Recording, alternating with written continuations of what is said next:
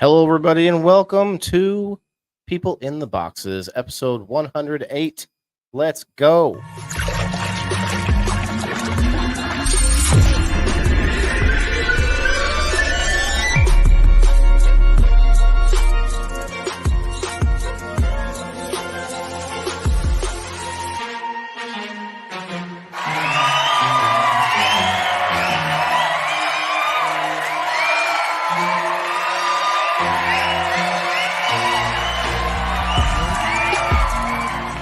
Welcome to People in the Boxes. All right. Hello, everybody. People in the Boxes, Thursday nights, 8 o'clock Central Time. It is August 22nd, 2024. And we have an interesting episode planned for you tonight. We have our friend Dr. Richard A. Olson back on the show, but on this show, he's never been on People in the Boxes. So it's going to be a fun one. We have Kim with us. Kim from Legit Bean Review Remastered, the head Shiganinator. And we've also got King Neb coming back here in a little bit. So he'll be on here soon, I think. And then we're also putting out the link. I put the link out on my page on Facebook, and anybody that wants the link on another site, just comment and ask for the link, and it shall be provided. So we do want people to come up and share their experiences on this show. The show is all about getting more perspective on very common things, more complex things that are, in all different directions as far as fun to talk about, not so fun to talk about. Tonight, it can go in a lot of directions as all by itself, and we are going to be talking about the old. You can kind of see it on the screen there next to Dr. Rick.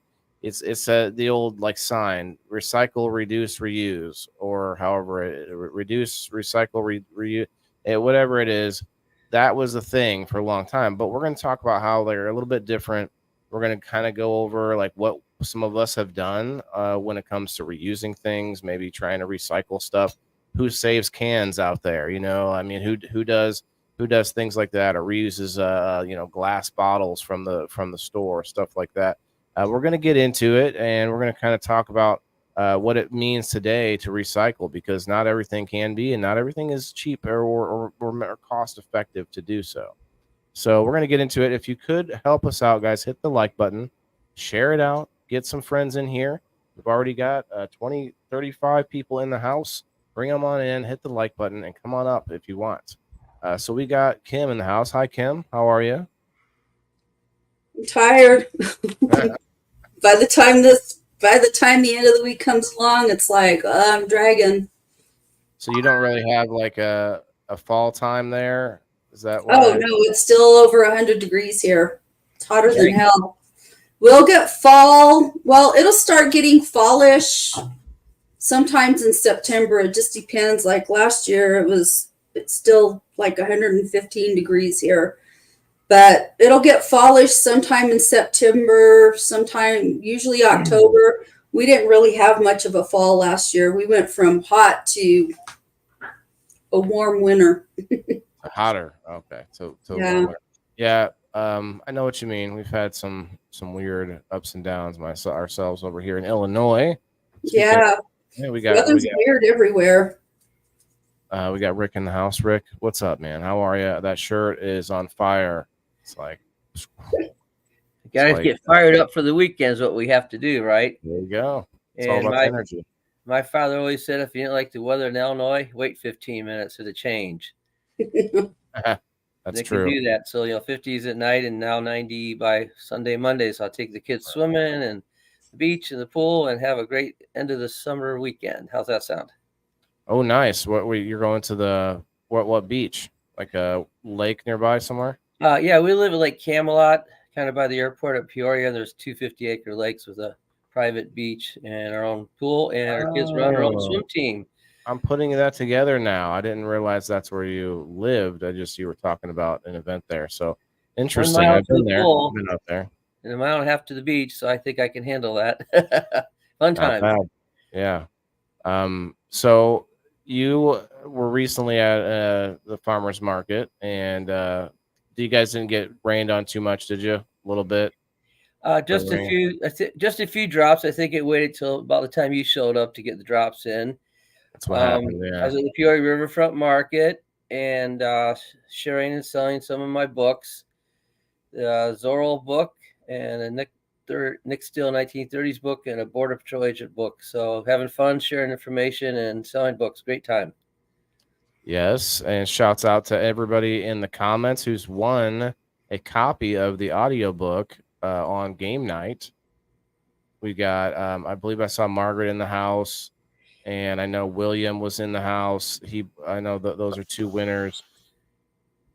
I know a few people that won and will be around and probably be giving us some feedback on that at some point. What's up, everybody? I see lots of comments in the house already. We had of October weather. So good sleeping weather. Yeah, it's different. It's feeling good out here now, kind of. Looks like it's going to get cold early. Yeah, you think so, Elisa May? Possibly. Cold here. Yeah, it's getting cold at night. That's for sure. Plants are 2 weeks. I bought a tarp today to cover my plant up to keep it from being, getting too much light at nighttime, because my neighbors have a light on in the garage, and light at nighttime, as most of you know, is no bueno for the cannabis in the flowering season. Just make sure it's a recyclable tarp. That's true. Well, I'm going to reuse the thing a lot. That's for sure. So that's a good segue to get on to topic, because Kim brought this topic up, and I thought about it. I was like, I like it. There's a lot of angles to this. Not just us up here telling everyone to recycle. It's not just about that. It's about there's interesting things that you don't even know that you can recycle. Oh wow! I got some followers on Kick. Shouts out to Kick. Hi, Perry. Kick it up a notch. Yeah, Kick. It's like twitching, but instead you kick. It's like Twitch, huh? Yeah, it's very interesting. But so the original thing that Kim had brought up was the fact that you can recycle clothing and shoes, which I knew that you could donate them, but you're talking about something a little different, right? Yeah, there's companies out there. So what it got me was at my physical therapist, they were collecting shoes, and I wasn't sure. I had seen it. It was like used athletic shoes, and I wasn't sure what it was for, but it just kind of stuck in the back of my mind. And then I'm building this house, and I'm having to pack everything, and I'm going to have to move here in the next couple of months ish. And so I'm looking to get rid of stuff that I'm not using. And I literally have around 300 pairs of shoes. I like shoes. And I'm not joking. I'm not being facetious. I have a lot of shoes. I probably have a lot, but not many. I mean, I had 30 pairs of Nikes alone. And then I have just because in excess of 60 pairs of Converse. Were these various types, or yeah. were they just different colors? Some of them are the same style, but they're different colors or different patterns. None of them. I get more compliments on my shoes because I like really cool shoes. If I find shoes that are cool, I buy them. Wow, but that sounds like it's not all that unique if you have that many that are so cool. They are unique. Away from it. If you said, unique. I have this one pair. I'm telling you, I'll wear a pair of Converse, and then within a month, there's other kids in my school buying shoes just like mine because they see mine and they're like, "Oh, your shoes are cool, miss." I'm telling you, I have Miss A's new shoes. Oh, I'm after that. Yeah. Okay. But some of my shoes are one of a kind Converse. I have a pair of shoes that's full of sugar skulls, which are they're called sugar skulls in the Mexican culture because they're made out of sugar, but and they're done with Dia de los Muertos, but they're skulls. And so I have a pair of shoes like that have the sugar skulls all over them. And I guarantee you they're one of a kind. You don't see too many of those shoes around. I have all kinds of different ones. Plaid, all these different plaid styles, plaid colors. What were you going to say, Rick? A woman can never have too many shoes, right?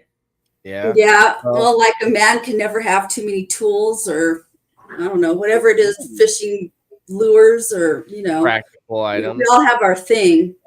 But Kim has a lot of soul, right? Sometimes she breaks out in a song. You've never seen it before. Tap shoes. Yeah, you need your tap shoes in, and there you I go. did have some tap shoes and some toe shoes when I was a kid. I took ballet and tap. So we need to talk to you about shoes when we have another episode on collections and collectibles. So one of the things that people don't know about is that if you have a Nike store or a Nike outlet, maybe, I can't remember which one it is, but Nike recycles any shoes. So if you have shoes that are like worn out, aren't any good anymore, like nobody's ever going to wear them because they're grubby or whatever, you can take them to, I think it's the Nike outlet store, maybe one of the Nike stores. Mm-hmm. You'd have to Google it for your area, but they'll take those shoes because otherwise they just end up in the landfill and it doesn't break down. A lot of those materials. Take them directly to Michael Jordan's house. And, there's some expensive shoes, Air Jordans, yeah. Well, that's what I thought when she said so many pairs of Nike. I'm thinking, so you got the Nike rock climbers, the Nike track shoes. You've got the Nike, golf shoes, the Nike. I like certain styles of Nike. It's usually the cross trainers. I like cross trainers. They're my gym shoes. I'm very particular about my shoes, and I will get them in all kinds of different colors. Like I have all kinds of colors of my Nikes. So Elisa May brings up a good point, because you can actually, if your shoes are in good condition, you can donate them to things like Goodwill and thrift stores and actually sell shoes. So she said it would have foot fungus and stuff. Well, they have sprays and things that you can freshen your shoes up. I'm just saying, Rick. I'm just saying. Nobody chooses Goodwill. I wouldn't do it, but people do it. But Kim's talking about something to the next level. So to Elisa May's question, what do they do with the shoes, Kim? What do they do with the shoes? Cheers, everyone. Cheers. I don't know what they do with the shoes, to be honest with you. I haven't investigated it beyond knowing. I sent a bunch of shoes off. I went through my shoes and I sent. For athletic shoes, I sent probably about 10 pairs of athletic shoes out. I had some canvas shoes that I bought. They were like knockoff, like Van knockoff, or I don't know. I had a bunch of Rocket Dogs, and I just kind of quit wearing them. Yeah, I like Rocket Dogs. There's certain styles of my Rocket Dogs that I kept, but I got rid of a bunch of my Rocket Dogs because I don't know, I just don't like them as well. I didn't like the pattern. That's a type of shoe or it's a brand. Okay. It's a brand. It's a brand out of Australia. Okay. So what I think they probably do with them is they probably chop them all up in a machine. No, they will. Well, it depends on what you send to them. If they're reusable, if they're still in good shape, they'll pay you for them. Oh.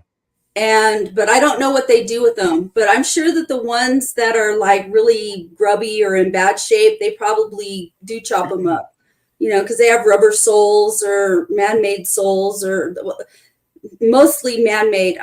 It depends what size of shoe I wear. Depends on what they are. So in Vans and Cheers, Converse, I wear a women's 7 or a men's 5. And in Nikes, I wear a 7.5. So it just depends on the brand of shoe. You have to, so I wear anywhere from a 7 to a 7.5. And in my heels, I typically wear a 7.5. Okay, the official bat phone says they collect, separate, reuse, and process into new shoes and new parts. Is what Oh, the yeah, bat that's gonna phone be- says Mikey does. So now I can sleep good tonight. They put them in a new what? They separate the rubber, foam, fiber, leather, textiles, collected, separate, and reuse and process them into new shoes. So it actually says they Wow. reuse them. Yeah. That's I had kind a of feeling that they probably did. Yeah. But see, you can also, I found out. Buy your own shoes. Huh? You can buy your own shoes accidentally. We're all wearing communal shoes now. What's old is new again. There you go. You can also, in the process of doing this, I found out that there's places where you can recycle your textiles. So any kind of cloth, you can also recycle that. And I really don't know what they do with that either. I haven't recycled any of that yet. I typically, like, I have so many clothes that I do not wear my clothes out. I could wear a different outfit every day for about 2 years. I have so many clothes. And so I get it. Wear them out. Never mind. My clothes really don't wear out. So I typically, if I'm going to get rid of clothes, I list them on like Mercari or Poshmark or OfferUp. Schmishmal? I've never heard of these. I'm a guy. Me too. Schmishmorchen? Huh? I've not heard of the names. I'm just making up funny names. Oh, they're Mercari. It's not funny anymore. They're like sites where you can sell stuff. Like Temu or something? No. Temu sells new stuff. This is all used stuff or stuff. I see. I understand. Sometimes you can buy or ThreadUp. I don't sell things on ThreadUp though, but I'll buy things from ThreadUp, but I don't sell things there. But ThreadUp sounds like a sickness. Huh? ThreadUp sounds like a sickness. Like, where were you all night? I was threading up all night. You're all thread up. Well, you could take, for clothes and recycle. I've known people who've taken, T-shirts and turn them into comforters and all kinds of neat stuff with clothes, or turn sheets into aprons and all kinds of things you can do with your clothes to reuse them, I guess would be the term. Repurpose. Repurpose would be another word. Yeah. Right. Well, I don't know what they do with the textiles, because it's not just like clothing that they take. And it doesn't matter the condition of stuff either. I mean, you probably send stuff that's threadbare, but the whole purpose of doing stuff like that is to keep this stuff out of landfills, because people throw so much stuff away that it's just unreal. So that's the reduce part, right? So, well, I think it's reuse and reduce. Well, no, I mean, like, I'm just talking, I'm taking them separately. Like, so reuse is what we just talked about, being able to recycle the shoes. But reduce is this idea that we are putting too much waste out there per person, that we need to reduce what we are putting out there. Well, I can get behind that to an extent, because, and this to an extent, this conversation goes into sort of environmental things. And for me, they lost me on the whole thing when we stopped talking about trash and pollution and started talking about just CO2 nonstop. So what I mean is, if we don't address the problem of the excess trash, like in our landfills and not in our landfills, then what are we doing? So things like the Pacific garbage, what is it called, the reef. There's a whole like garbage reef in the Pacific Ocean that's just miles long. Stuff like that, that's physically visible, that we don't have to argue over. We just look at it and say, oh, that's not good. Like, that's an immediate, like, nobody looks at that and says, oh, cool, like, you know what I mean? So that's a pretty obvious one. Well, how come we can't just start there? And a lot of that stuff is being worked on. I saw this video, it was a couple years ago. I might be able to find it.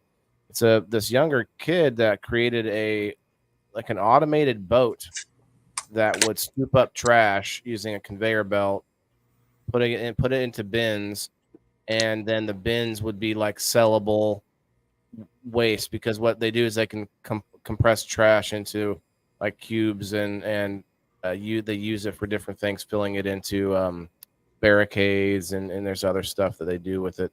But until we do it on a larger scale, it's because we're always going to create waste. There's no like perfect way to live without having some byproduct in your environment that you don't want. But to that point, though, we talk about how human waste isn't good for your garden or whatever, but like, where the heck does it go? Like say if we lived in the wild, we didn't have houses, like we'd be pooping outside. Like, is it just Well, that's like, not true that human waste is not good. You just have What's to know not how good about it, wait a minute, let me finish what I'm going to say. all right. What's not good about it is that it is you can get diseases from it. But if you I can't think of what the word is, but it's essentially like decontaminate it. And there's a particular word, and I can't grasp that word right now, but if you decontaminate it, then you can use human waste. But you can't just go take a crap in your yard and expect in your garden and be okay, because you're going to kill yourself with that. I have been. Uh-oh. Yeah, now we know what your problem is, Waylon. Just kidding. $100 for a recycling can, Elisa May? Oh my god. Uh-oh. The urine and feces are actually too acidic, so they will, kill grass and plants and things like that. So they alkalize the tissue to use it, is what they actually do. Oh, so I should pee on my driveway to kill the weeds that have been popping up. That's been done before, pee on the same weed. I did a little research, and there's a term now called net zero gathering term. Yeah. Ideally, you take in what you take out, and I don't know if that's really possible or not, but there's a group called AMCS that has information about if you want to make an attempt at being net zero and minimize your waste products. So he said to look up a couple companies tonight. AMCS Group would be a company to look at. And they say only about 20% of the world only about 20% of the stuff in the world is actually recycled. That's 1/5, so it's not a very high percent, actually. Well, I have to go ahead. Say, I read some stuff recently because I had a I don't want to call it a disagreement, but I have a person that I'm friendly with, shall we say, and we have discussions sometimes, and he said something to me about recycling was fake. And I was like, where is he getting this information on? So I started like digging around, and one of the things that the plastic companies did. So I remember when everything was in glass bottles. Okay, I'm old. So I remember when shit was in glass bottles, and my sister worked at Owens Corning, which was a glass company there in Illinois, in Streeter, Illinois. And in the 70s, they started shipping jobs overseas somewhere.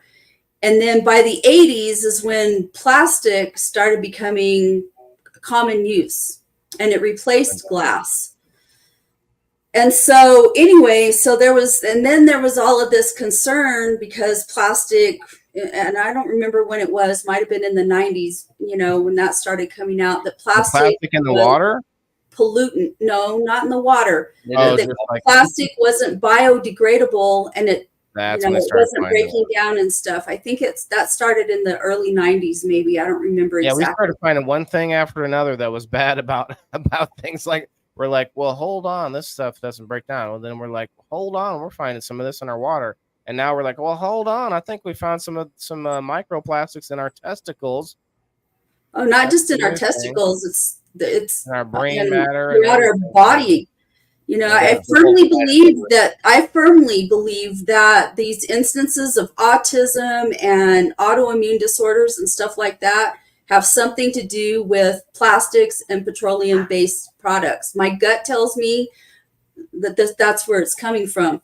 But anyway, so when he said what he said, I started like digging around. And I found out that the plastics company, in an effort to maintain their credibility and their usability in society, launched a campaign saying that they were recycling stuff, and they were not. A lot of plastics that are created out there are not recyclable to this day. And so it's a big lie. It's a big conspiracy on the part of companies. And I'm not a real big conspiracy theorist person. If you want me to believe a conspiracy theory, you better back that shit up with fact. But Well, what I found in my use the own right word, though. research looking into stuff, You found that there is an actual conspiracy. yes, Conspiracy theory typically means a thing that's very an outlandish like idea or thought that we have, but we actually know that there is a, like, to your point, a lot of the plastic that we think we're recycling, it just gets thrown, it gets burned or incinerated. Or it's not being incinerated, it's going into landfills. Well, it's either going way, into it's the not earth. good. Yeah, Exactly. So, what we need to do as people that care about the environment, what we need to do is we need to be advocates and say, hey, federal government, I'm a taxpayer. I'm electing you into office. This bullshit isn't right. And we need to do something because that these big plastic companies, it's all petroleum based. So that these big companies like that are lining the pockets of our politicians to get away with this bullshit. Okay, well, let me push back a little bit. First, let me say hi to King Neb in the house. What's up, brother? What's going on, family? Appreciate you coming in, man. So we're trying to hit this from different angles, and I totally am with you on most of this, Kim. But let me push back a little bit, and I'll say they have also found recently, and this is some hope, I guess, is that we found things like there's a bacteria and there's also like a fungus that they find that is able to eat petroleum based things. And how controllable is that? That worries me because this was years ago. I'm not sure how far they come. So they have these worms. They look a lot like mealworms. I don't know if they are mealworms, but they look a lot like mealworms, like the worms you feed your lizards that you can buy, but they're huge. Those eat styrofoam. Hey, Doc. Okay, and those that they discovered those more than 10 years ago, all right, as a means of eating styrofoam. Okay, that's cool, but there's always that Newton's third law that comes into play with shit. So for every force, there's a force of equal on the other side of it. So I worry about the consequences of that, because what if we do develop this technology? Okay, that's great, but what happens when we run out of plastic to feed this shit? What's it going to start eating? Because life finds a way. Brains, right? More brains. What are the consequences of that shit? I'm telling you, there's always a consequence to stuff. Well, but I think in this case they found that there are some, but to your point, if they like cultivate it and make it stronger or whatever, in a lab, suddenly it's eating, tires instead of just oil. So yeah, I get it. I do think though that we need to concentrate more on the trash and actual physical stuff than we do like the air, because there is actual ways to pull CO2 out of the air. Now, if you want to talk about smog or like methane, some other stuff that's kind of being a problem, but CO2, I see this guy on X. He's got a big account, Go Green, and he's got, whatever, 100,000 views on every post where he's talking about so harshly about the temperature and the CO2. And every time I see it, all I do is post one thing. I reply with hashtag graphene. Has anyone here heard of graphene? I'm going to post. I have, but for some reason I'm not remembering what graphene is. Isn't it like a plastic or? No, I don't know. I can't remember what it is. This is what Daddy Google says from graphene.com. Carbon. Graphene is a single layer, monolayer of carbon atoms, tightly bound in a hexagonal honeycomb lattice. It is an allotrope of carbon in the form of a plane of sp2 bonded atoms with the molecule bond length of 0.142 nanometers. So basically, it is a new material, building material. It's super conductive, more so than any metals we have, and it'll make things like carbon nanotubes. But graphene is actually made up of carbon. Yeah, and they can literally mine it or farm it from the atmosphere. which means that if we start relying on it too much, to your point earlier, Kim, that we could literally starve ourselves of CO2 by mining too much of it, and we could starve a lot of trees and forests of CO2 by competing with them on taking it out. Well, not only that, but what do you know, this is a product that's fairly hard, probably pretty damn hard to destroy, right? What are you going to do when you're overloaded with it? I mean, you just trade off one problem. It's not a chemical though. Like it becomes like a yeah, but that doesn't matter. What if everything all of a sudden is starting to be made out of graphene? And then it doesn't break back down, and actually it doesn't break back down, and it's like, what do you do with all of that shit? You know, you're just trading one problem for another. Yeah, that's true. It is an interesting material. It's kind of like saying, okay, well, we don't want gasoline-powered vehicles anymore. We're going to go to lithium batteries. Okay, well, what's the consequence of the lithium batteries? We've got giant holes in the earth. We've got these batteries that are going to fill up landfills and are toxic as hell. Yeah, those are, and they're not. No, it's like it's a trade-off. It's one bad thing for another bad thing. Well, there can't be all bad things, Kim. Come on now. We got to find, there's something good out there. Well, there's positives to it. I'm not saying that there's not positives to it, but you have to weigh what's the benefit here. I like graphene because I think there's a lot of carbon that's still in the earth that if we continue doing what we're doing, which we kind of have to, mining for certain things, there is that byproduct. And if there's always going to be the byproduct, we should make something out of it. Now, to your point, I do like your question, though.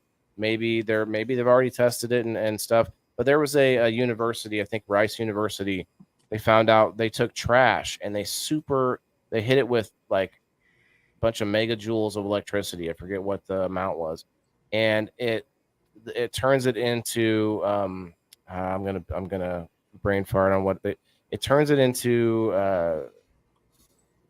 There's a byproduct of graphene, but it also makes some kind of fuel. I forget what it was. I'll have to look it up real quick. We can all do our homework for the next episode of In the Box.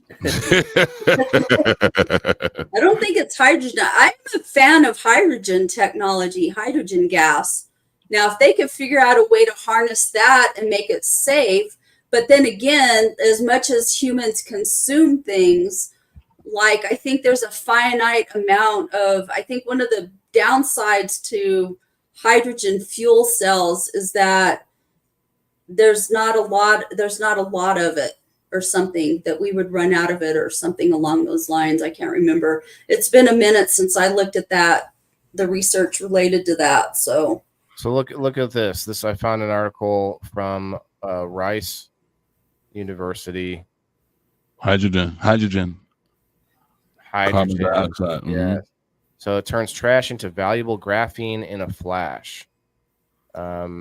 A new process introduced by Rice University lab of a chemist, James Torr, can turn bulk quantities of just about any carbon source into valuable graphene flakes. The process is quick and cheap. Torr said the flash graphene technique can convert a ton of coal, food waste, or plastic into graphene for a fraction of the cost used by other bulk graphene producing methods. But there's also something else I thought that was made out of it. But let's see. This is a big deal. Torr said the world throws out 30% to 40% of all food because it goes bad, and plastic waste is a worldwide concern. We were just talking about. We've already proven that any solid carbon-based matter, including mixed plastics, waste, and rubber tires, can be turned into graphene. Okay, so that's different than even pulling it out of the atmosphere. As reported in Nature, we all know that one. Flash graphene is made in 10 milliseconds by heating carbon-containing materials to 3,000 Kelvin, about 5,000 degree Fahrenheit. Okay, I thought it was electricity. The source material can be nearly anything with carbon content. Food, they're literally repeating themselves. Petroleum, coke, coal, wood, wood clippings and biochar. Why would you throw biochar in there? That's good stuff. And prime candidate or prime candidates. Well, it's carbon. Right, I guess. You're just with seeing how far along you'll read before you quit. Yeah. Right. They're like, yeah, all the stuff that we like, we're also throwing in there. Like, wait, And what? what's the cost of the energy and heat to produce this too? Though that's the factor to look at. Well, you're right, but this graphene is actually really high valued right now because there's not a lot of it made.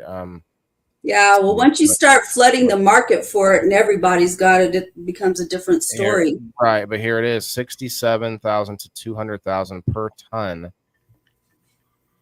Well, a ton though, that's quite a bit of graphene. Yeah, it is. Prospect for this I process. don't know. It's like, what do you do with that stuff when you're done? Well, let's find out. Maybe they have a study already. I think it can be broken back down and reused in some other way. It's probably endlessly reusable, actually. I don't know. I'm very much about nature being in balance, and I feel like we have made nature out of balance. Nature has an answer for everything. Well, we make a lot of missteps. That's for darn sure. We what? We make a lot of missteps. We keep trying things and making things that get us outside the realm of what we can control, right? Well, I just don't feel like, I think nature controls itself. And I feel like all of these interventions and all of this stuff that humans do really just throws nature out of balance. And I don't know. I don't know. The planet was fine till we came upon it, right? Yeah.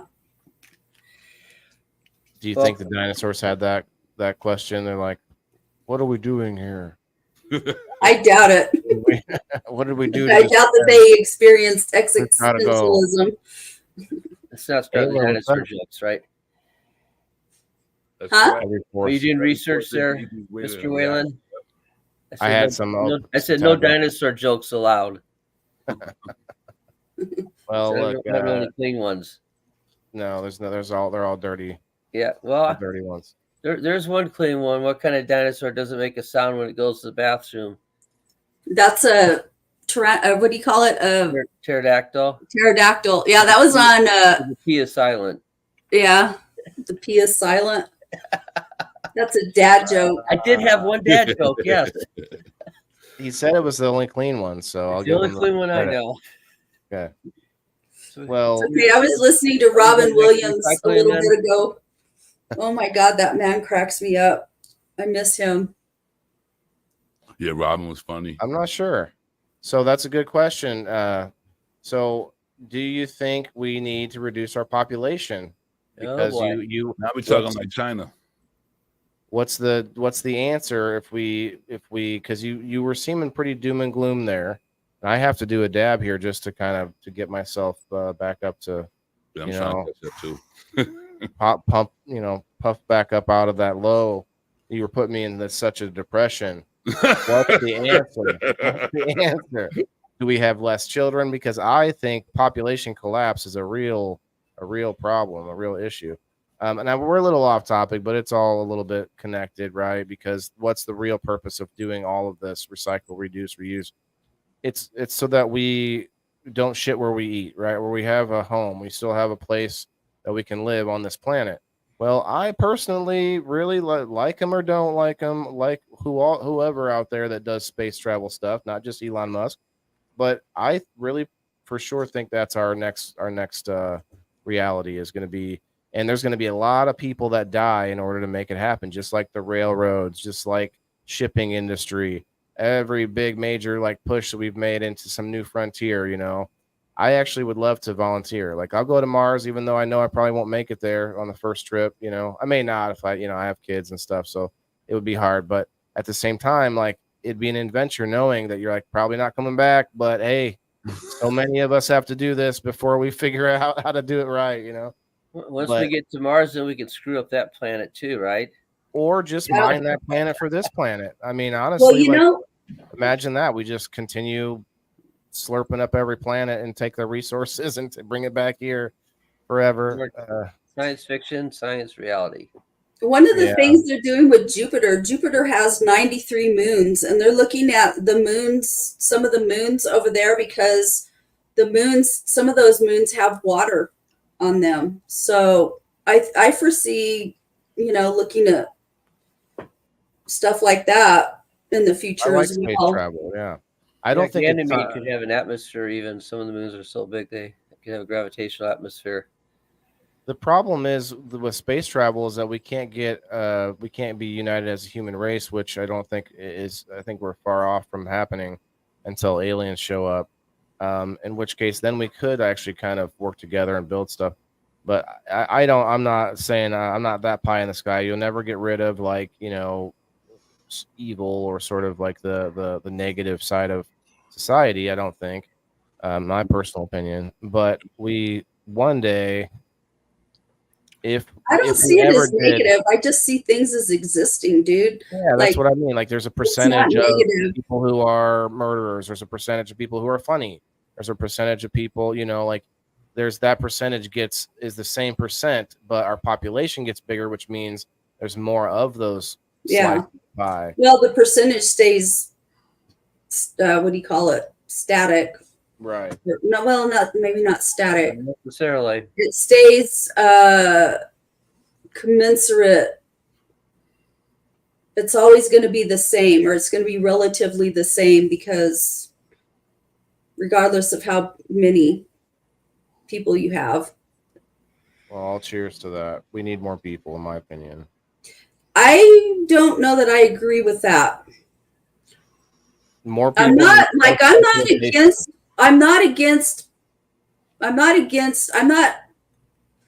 I'm Machiavellian about stuff. Right? Machiavellian.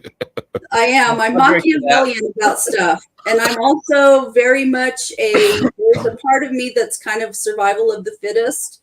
And I feel like there's a natural order in nature. I feel like nature, Balance, that's for sure. balances itself out. And I feel like because we have made such advances in food and clean water and stuff like that, that we have had a population explosion in certain parts of the world, like India and China. China's probably always had a big population of people. They're trying to cut down on that. They're trying to stop. Well, they've been China for a long time has been trying to control their population. How many kids per household, things of that nature. Yeah. Yeah, how long have they had that? Like one child, it has to be it's a boy or whatever. Like how they used to kill the girls. They used to put the girls to death. Women? How do they have women there? Why are there any women there? I wonder what the percentage is, women to men. I don't know. I'll find out in one moment. But there's certain areas of the globe where the population is way too big for to support the earth. And so, and whoa. We don't have there's 105 men for every 100 women. What? Say that again? 105 men for every 100 women. The translates to around 26% men to 48.74% women. They got their act balanced, huh? Yeah, they're trying to balance. I would have guessed that there'd be more men just because of the way they have been running things. There's more men than women. It's 51-26 versus 48-74. So there is, but that's mostly their army. Basically. So Kim, what did you say? I responded and I forgot what I had said, but it's an interesting thought experiment because people like to go straight to not you necessarily in this situation, but when we talk about population, people go straight to the sort of negative or the sad parts of like, well, what about all the kids that don't have homes? Exactly. I mean, that's not the point. The point is we are always going to have a level of poverty. Think medieval ages, right? Peasants, right? It's always poverty. So what more people creates is more specializations, which then creates more new technology that we could not have made without someone that can only focus on that one widget or whatever, and that keeps like so we might have to have like 1 million people born before between each genius that creates like a life changing thing. And so it's kind of like it's a numbers game. Like we said, the percentages we have to keep creating more, like, and not just that, but in my opinion, I don't know that I agree with that. What, you don't think you think we would have more geniuses with less people? I think that's pretty clear math. I right? think it might slow it down a little bit, maybe. I don't know. I mean, no, we're going to have. I'm not talking about problems here in the United States and Europe. Yeah, the globe, Europe and the United States, the more educated people typically are, the less children they oftentimes have.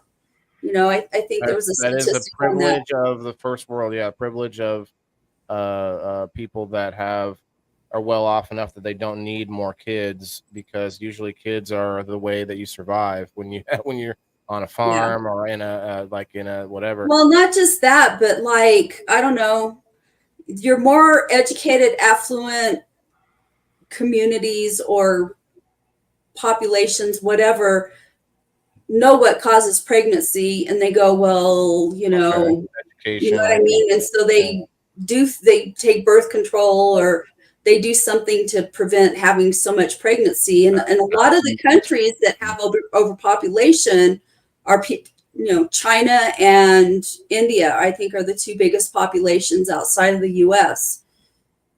And there's a lot of undereducated people in both of those countries. You wouldn't think China, because China puts itself out there like it's the most educated and technological and stuff. But that country has a lot of very, very poor people in it. Right. And that's the thing about the population. When they compare us, the U.S., with other countries on like our level of whatever competency on whatever the grading, whatever, I'm missing a word, but whatever the subject, I guess, the topic. So they talk about math and science and different subjects. The reason that we grade so low is because in America we count everybody all the way down the scale, and in China, like, they are giving you like their top crop, like whatever Everyone have a good night, Ryder. Appreciate you, brother. Being there, Doc. Dr. Church, he's had his hands on me several times. I'm not, and I have to say, there's this part of me, it's like I have this duality with things, because like I'm a realist. So at the very end of everything. And so I'm practical, I'm pragmatic, and I'm practical. And I sit there and I say, what needs to happen isn't necessarily what's in my heart that should happen, because I don't wish anybody bad. I don't wish anybody death. I hate to see suffering. I don't like that. I am a teacher. I have kids that come in my classroom that come from some of the worst circumstances in life. You wouldn't know that how you blow up the bathroom, though. You wouldn't think. Real number threes is gonna. Oh no! It make number 2, by the way. Real number 2, and I put number 2 in quotes in the title of the reel. This wasn't about recycling, wasn't it, in the beginning? Yes, and recycling, reducing, and reusing is all about what? Having basically population is kind of what it boils down to. So we kind of kept on topic in a way, because it is serious. Probably one of the most heartbreaking things I have ever seen in my life, and this tears me the fuck up every time I think about it. And I can't remember if it was Ethiopia or Sudan. It was one of those countries over on the continent of Africa. And this photographer ended up committing suicide some years after he took this image. But there's a picture of this child that is dying from starvation. They're like in the last moments of their life, and they're laying there kind of in a fetal position. And there's a vulture in the background, not too far, waiting to devour that child. Cut. I'm messing with you. Go ahead. I missed it. I'm not down for that kind of stuff. Like, that breaks my heart. I don't want to see that. But I know in reality, for the survival of our Earth, that population to some degree has to be controlled, because you have I people. think we get it confused with the density of that which people live together. Just because we have more people doesn't mean, or less people doesn't mean they're going to be better with pollution or better with, garbage or whatever it is. It's about education, and it's about the fact that we are creating new technologies like the one I just read about, taking just piles of trash, turning it into something that can be a building material, piles of wasted food. Like I think there are ways to innovate our way out, but back to the not to keep beating this horse, but my other point on population was that we have a certain number of elderly people that cannot take care of themselves. And until we have robots that can like wipe asses, we are going to have to do that. And the way that it works is that the younger people take care of the older people that can't do it themselves. And if you don't have enough younger people to do that, if you don't have enough next generation, keep cutting down the generation afterwards, you end up having this collapse where no one can take care of a lot of the, adults and elderly that have like whatever their problems are. Like my mom's in the hospital right now, and she said in the emergency room there were people lining the halls with like nurses, like not people waiting to get seen, but people being seen, just filling the halls, because they said that it wasn't that they were too busy, it's because they had not enough nurses. They just can't get enough nurses. No, I know there's a tremendous shortage of nurses. There's a tremendous shortage of teachers. That too, yeah. There's a tremendous shortage of people that are willing to serve in the public sector anymore, because they're being treated like shit. Yeah, there's a lot of ups and downs on that. And I think people that want to serve nowadays, like they serve best by serving in the private sector or doing something that helps people, some whatever philanthropy. Or like I want to do, part of my business plan is to reuse materials that I can get from local things. So like Rick, you would know the local place in Peoria, Habitat for Humanity, and places like that, where they have a lot of like materials that you could use to build things or to make like my idea with like plants as the the theme of what I'm doing. I would like to make little planters and stuff out of reused materials and paint it with fun things like flowers or whatever. Put something art wise, make it look cool, make it look fun, but also be practical. Right. And use a good resource to use. And I mean, stop a population, will stop progress. You know what I'm saying? Like, there's always some new invention, new innovation. So it's a new mind, this, so you don't want to stop that. If you just stop it at a standstill, we'll be at a standstill. We have to progress, not digress. And we can still admit that it sucks that there are orphans. It sucks that there are, there's poverty in the world or whatever. Yeah, homeless, anything. Like, it sucks. You're gonna have more rich people, more homeless people. There's gonna be more of everything, so right. Like, what if I put together a reel of like with like this really soft, sad music, and it was only a reel of like squirrels that had fallen over, and like slow motion, and it'd be like there's a pandemic, there's a real problem with our squirrels today. We have, if you pay $1 a month, you could save a squirrel to Sally Fields or whatever, Jesse Raphael. Well, what's the Sally something? Struthers, Sally Struthers. Sally Struthers, that's what her name was. Yeah, that's a long time ago. That's all this, like, they found out she was stealing money, or like not stealing money, but like that money wasn't going to, if I'm not mistaken, I don't want to drag her name through my, everybody's for something. Yep. This doctor's gonna have to sign off too. So everybody talk about me now that I'm leaving, okay? We will. Have a great night, everybody.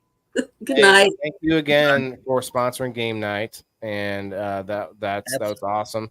Anybody out there that has read his book, let me know. My mom has. Well, listen to my book as well. Audiobook. Yes, King Neb's gonna have to talk about your book too. Okay, thank you, Rick. I'll talk Doc. Nice meeting you. Nice meeting you. Have a great night. All right, thanks. Bye. Bye. All right. So I am gonna do a wheel spin for a game night ticket. That contribute something to the game, I guess. I'll talk behind the scenes with you. Got something, got a little giveaway, a little present for somebody.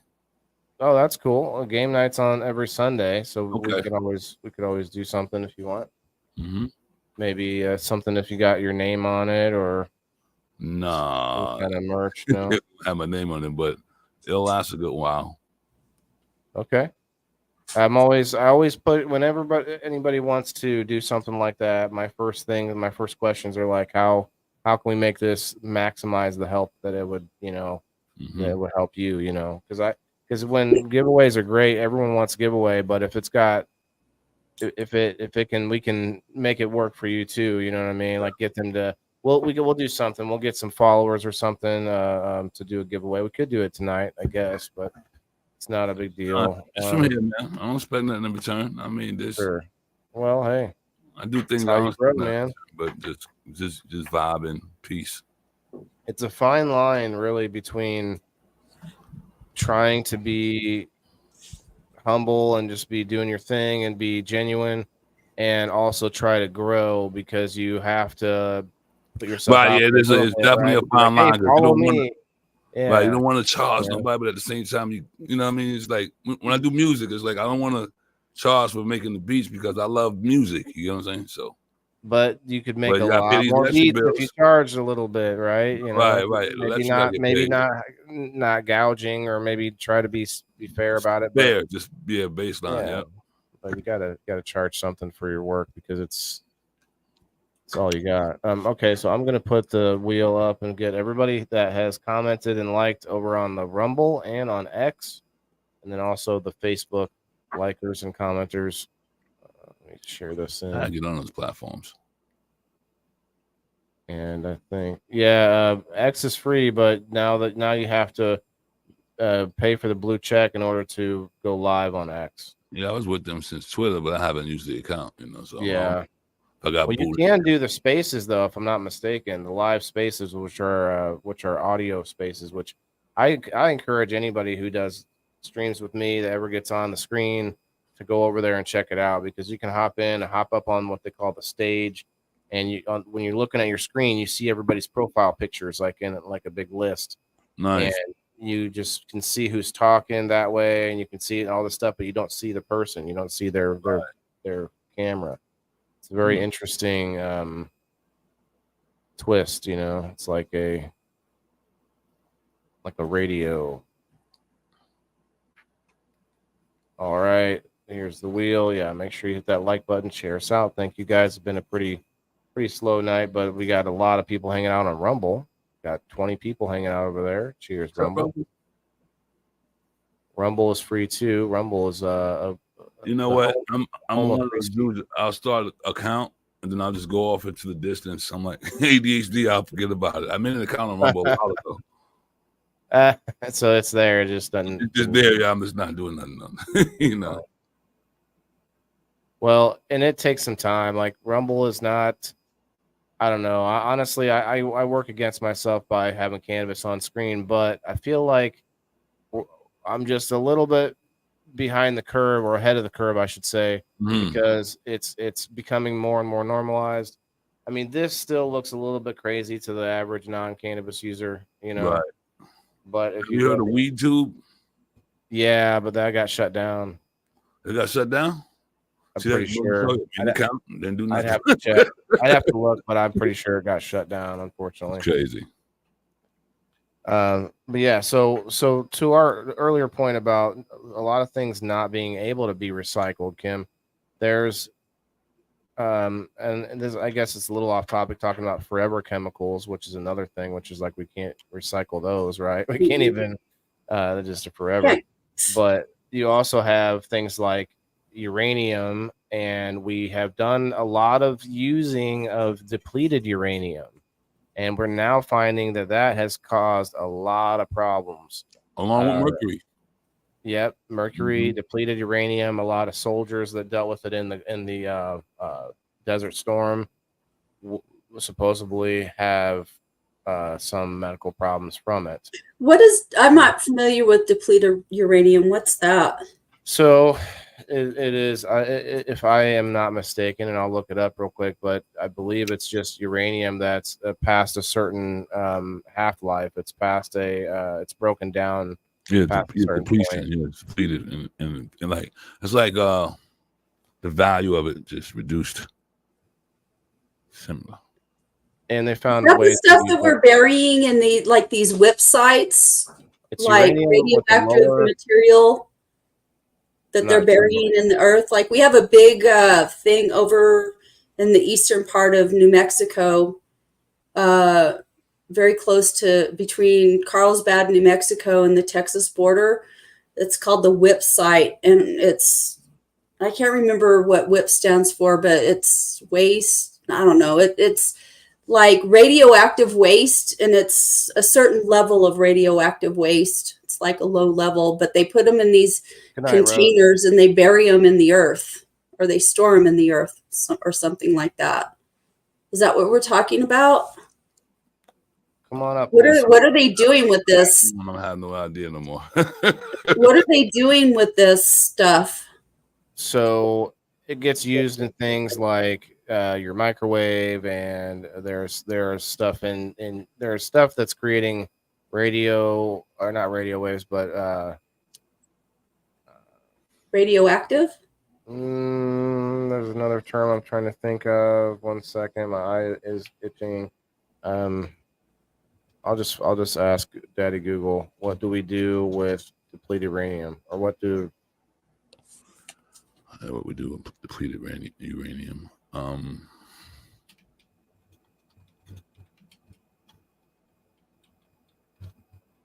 I was listening to somebody on a space the other day that was like super in depth on this, and talking about how it's now linked to over 600 different ailments. And so we thought we were recycling something there. We thought we were using it for something good, but then we find out that, this is... Oh, it's related to enriching uranium for nuclear reactors and weapons. Right, for weapons, right, correct. Well, depleted uranium rounds, I knew that about. Industrial research applications. Again. It's used in armor-piercing shells and bombs to increase their ability to penetrate targets. Ooh, that's what they were using with bunker busters, I bet you. Radiation was what I was trying to think of earlier, the term radiation. Because radiation is being emitted out of a lot of stuff. And it was interesting. It's interesting talk, but like we have found ways to take nuclear waste.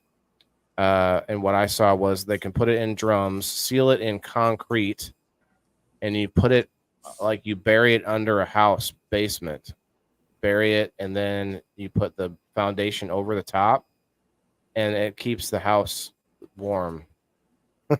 I don't know that I'd want that, because there's this thing called radon poisoning, radon gas, and that's a byproduct of radium.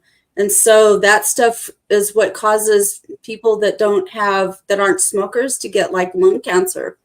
It's very deadly. I wonder if it would I wonder if it actually works, or it would crack open and seep out.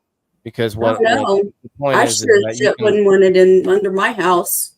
Well, but you can bury it in concrete, and it will. I don't care. What happens when you have plate movement? Because you know that the plates that we sit on this earth don't just sit there. It's true. That's scary. I don't know that I like that. Fuck that shit. Well, I'm going to tell you straight up, fuck that. Better not bury that shit under my house. And see, we have a WIP site here in New Mexico. Like I said, let me Google it. Ways to recycle nuclear waste. It's called a waste isolation pilot plant. WIP. Yeah, WIP. And it's over by Carlsbad, New Mexico. And it was like when they started that thing back in the 80s, 80s or 90s, like people were coming out of the woodwork on it, but they still put it there. I'm bringing the Dab and Dragon out of the woodwork for this because this is we're getting deep here. Yeah. Radiation is all around us, and I heard that there is something positive about the radiation that comes from a solar flare. Don't eat no more Lunchables. Oh, that's probably made of radiation. Lead in that. Lead in the Lunchables? Oh, man. Anyway. Yeah, eat no more Lunchables. World Nuclear Association. Let's see. Accept cookies. I don't want to accept cookies. Radioactive waste are stored as to avoid any chance of radiation exposure to people or any pollution. Radioactivity of waste decay with time, providing a strong incentive to store high-level waste for about 50 years before disposal. Disposal of low-level waste is straightforward and can be undertaken safely about anywhere. Storage of used fuel is normally underwater for at least 5 years, and then often in dry storage. Hey, Sandy with the 50 stars. Thank you, Sandy, very much. So we have this website, and it's called the Waste Isolation Pilot Plant.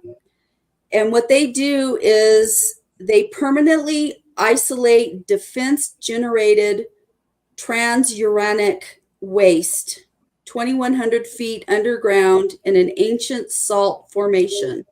So they're storing this stuff in containers, and I don't know what the containers are made of, but in containers down in these ancient salt beds down here in New Mexico. Salt beds. Mm-hmm. Salt. Wars used to be fought over salt. So recycle. Like, I actually do have a lot of tin cans here from when I was drinking carbonated beverages. Okay. So I don't drink the carbonated beverages, but I've got a whole bunch of cans. They're not like, it's probably 50 cents or whatever. It's not worth it anymore to collect cans. Anybody collect cans as kids? Anybody out there in the comments? Comment below if you. I did once. I did a bunch of times. I thought, because my family, we drank soda and different things that were not great for us, and I would crush them and I'd rinse them out, and the other way around. I'd rinse them out and then crush them, and then there were times where they were worth some money. Money, yeah. I mean, they were during the pandemic. There was a shortage of aluminum during the pandemic. Joe used to pay you, or they used to pay you more for collecting. Yeah, they did. Mm-hmm.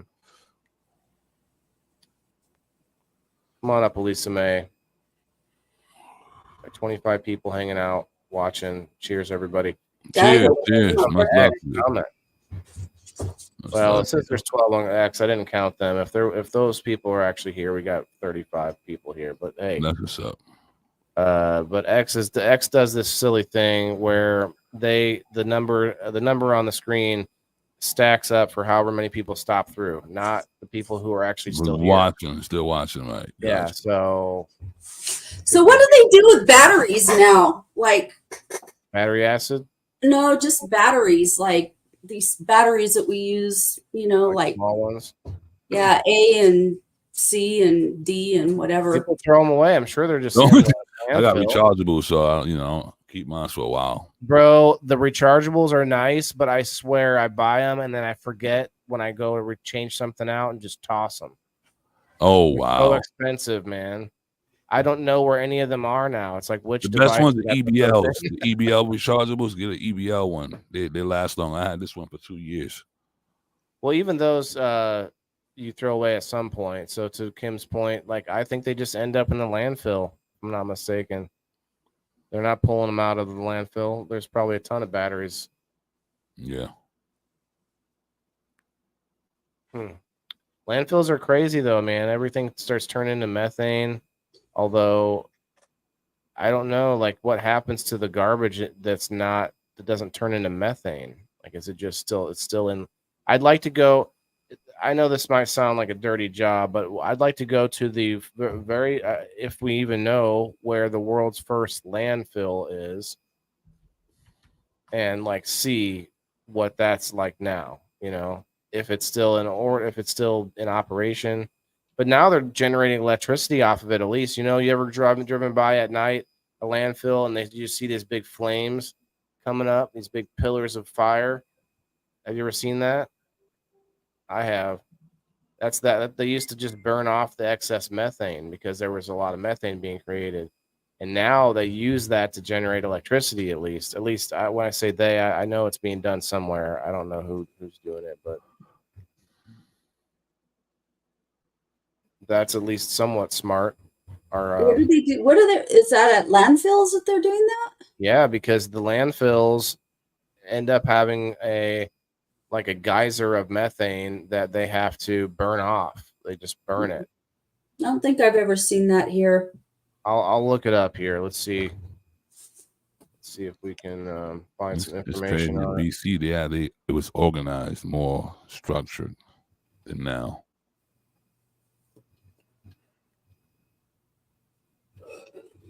Fresh Kills, New York City. Covered 2,200 acres. Landfills can generate electricity by capturing and burning methane gas, which is produced when organic material in landfills decompose. The process involves these steps. Collection, methane rises to the top of the landfill and is collected in pipes.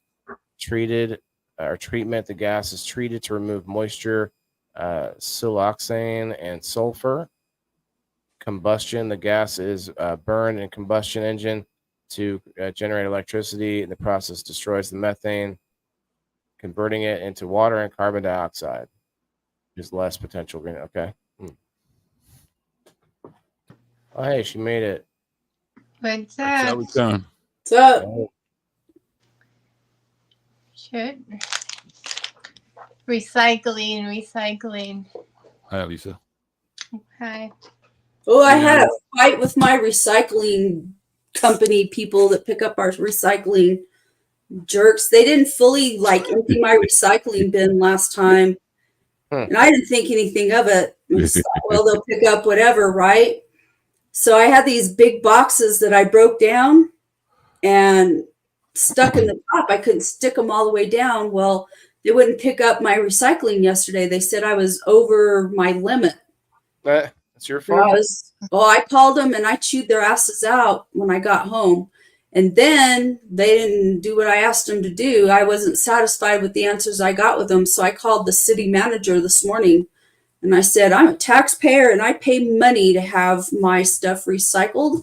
And I said, I've got a full bin and they're telling me I'm over whatever. And I said, the reason I'm over whatever is because they didn't clean out my recycling 2 weeks ago. And I said, somebody needs to come out here today and take care of this. Is that weird that we pay for recycling? Yeah, the whole push was, oh, look, we'll reduce, we'll be able to reuse it. Well, if it costs you that much more that we have to pay you to do it, that doesn't sound like it's very cost effective. We need to find a way for Mother Earth to do the recycling, right? Well, landfills might be a crude way, but maybe we can figure out a better way, right? If we separate the things that would biodegrade, we try to recycle paper, but maybe that's actually less costly to just bury paper. Paper would just decompose. Cardboard and paper decomposes pretty easy. The only problem is you have a lot of inks on the paper and cardboard and stuff. So, and dyes, depending on if it's colored paper. Yeah. But that's already going into the landfill. So is there something that we can do? I don't know. Maybe later, maybe in the future, the answer is not to have people recycle, but to have some kind of a system between us and the landfill that separates out our garbage in some way. Well, they do sort recycling. Yeah, they have people that sort that stuff. So, My I don't know. I think supervisor at a place that sorts that stuff. Oh, But she used to have to use the stick, and they pull all the plastics off the conveyor belt that goes round and round, and then you separate the paper, and it all goes off in other directions. And she says that there's rats that come in there on the conveyor belt sometimes. Oh, that's a dirty job, and it stinks like a mofo in there. Yeah, and China is one of the biggest buyers of our trash. And if it's not clean recycling, they won't buy it. So if you recycle stuff and it's not cleanly recycled, then it ends up going in the landfill anyway. A lot of people don't know that. Yeah, I probably had some milk jugs that went to the landfill. Well, I like this idea of superheating it into graphene. Even if you have some problem with graphene later, it's a lot smaller now. It's been reduced in size. It's been recycled, and it's not going into the landfill. Well, until it starts going into the landfill because we have too much of it. So much less though. Like it would be like emptying the landfills and putting back a tenth of what's there. Well, until people start using it for building materials, and then you have earthquakes that. Yeah, but it's so recyclable. You can literally recycle buildings then, which we cannot do now. Hey, yeah, I don't know.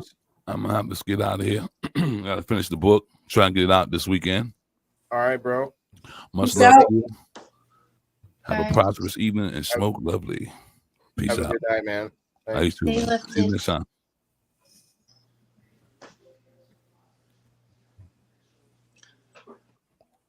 Okay. You mean to pop you out?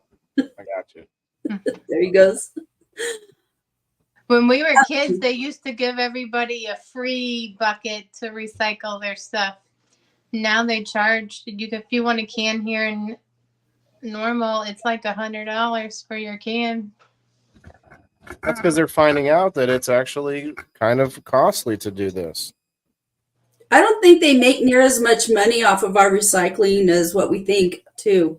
Because I told that to that guy, I said, not only do I pay you a monthly fee for recycling and trash, but you guys make money off of my trash. And he says, well, that's not necessarily true, which it probably isn't, I'd imagine. But it still has to be lucrative enough that they're doing it because they have a business. Well, because people are paying you to come pick it up and then they just throw it in the landfill. It's like you paying extra for your garbage. Yeah, I'm not sure. Maybe they're like, oh, thanks for recycling your milk jugs. Those can't be recycled. We're just throwing those in the landfill anyway. Or I don't pay for the cans. I just take it down to Joel Osco myself and throw it in the bins. Well, okay then. Let me riddle you this then, Kim.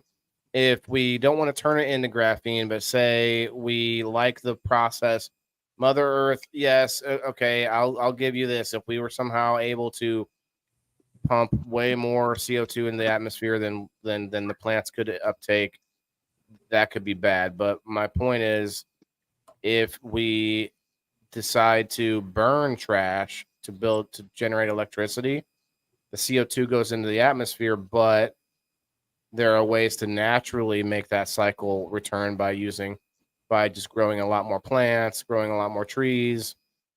You can do that if we just keep planting. Well, then you have to reduce the population of the earth. No, not if you not like. Yeah, you would, because they're cutting shit down to feed all of these people to farm. That I agree with, because the vegans and there's people everywhere, man. They're living on top of each other. God bless. I would hate to be Chinese. We have room. There's space on them, and there's plenty of room on. Yeah, but then we're starting to see all kinds of species of plants and animals and bugs and stuff that we need going extinct. But do we need those things? Yes, we do need those things. God created that. All of that stuff was created by God for a reason. Species go extinct all the time. Then human beings should be one of those species that go extinct. Then. Well, you could. We're not any. That's an arrogant. That is an arrogant thing. Oh, we're human beings. We're the top of the food chain. We're gonna say that. Well, that's kind of behind that, though. We can go. I didn't say we can't go extinct. I'm just saying it happens. Look at plenty of. I could name all. Yeah, but that's man-made, dude. Like it's not. The dodo bird was man-made. The woolly mammoth. The saber-toothed tiger. Like those are not man-made extinctions. Those are extinctions that happen. Yeah, that was nature taking care of shit. Well, but nature will rebalance then if yes. And let nature rebalance. But see, the thing is that we're not letting nature rebalance. We keep manipulating stuff. We've manipulated all of these diseases so that we survive them. We're trying to figure out how to manipulate cancer so that we can survive cancer and whatever else.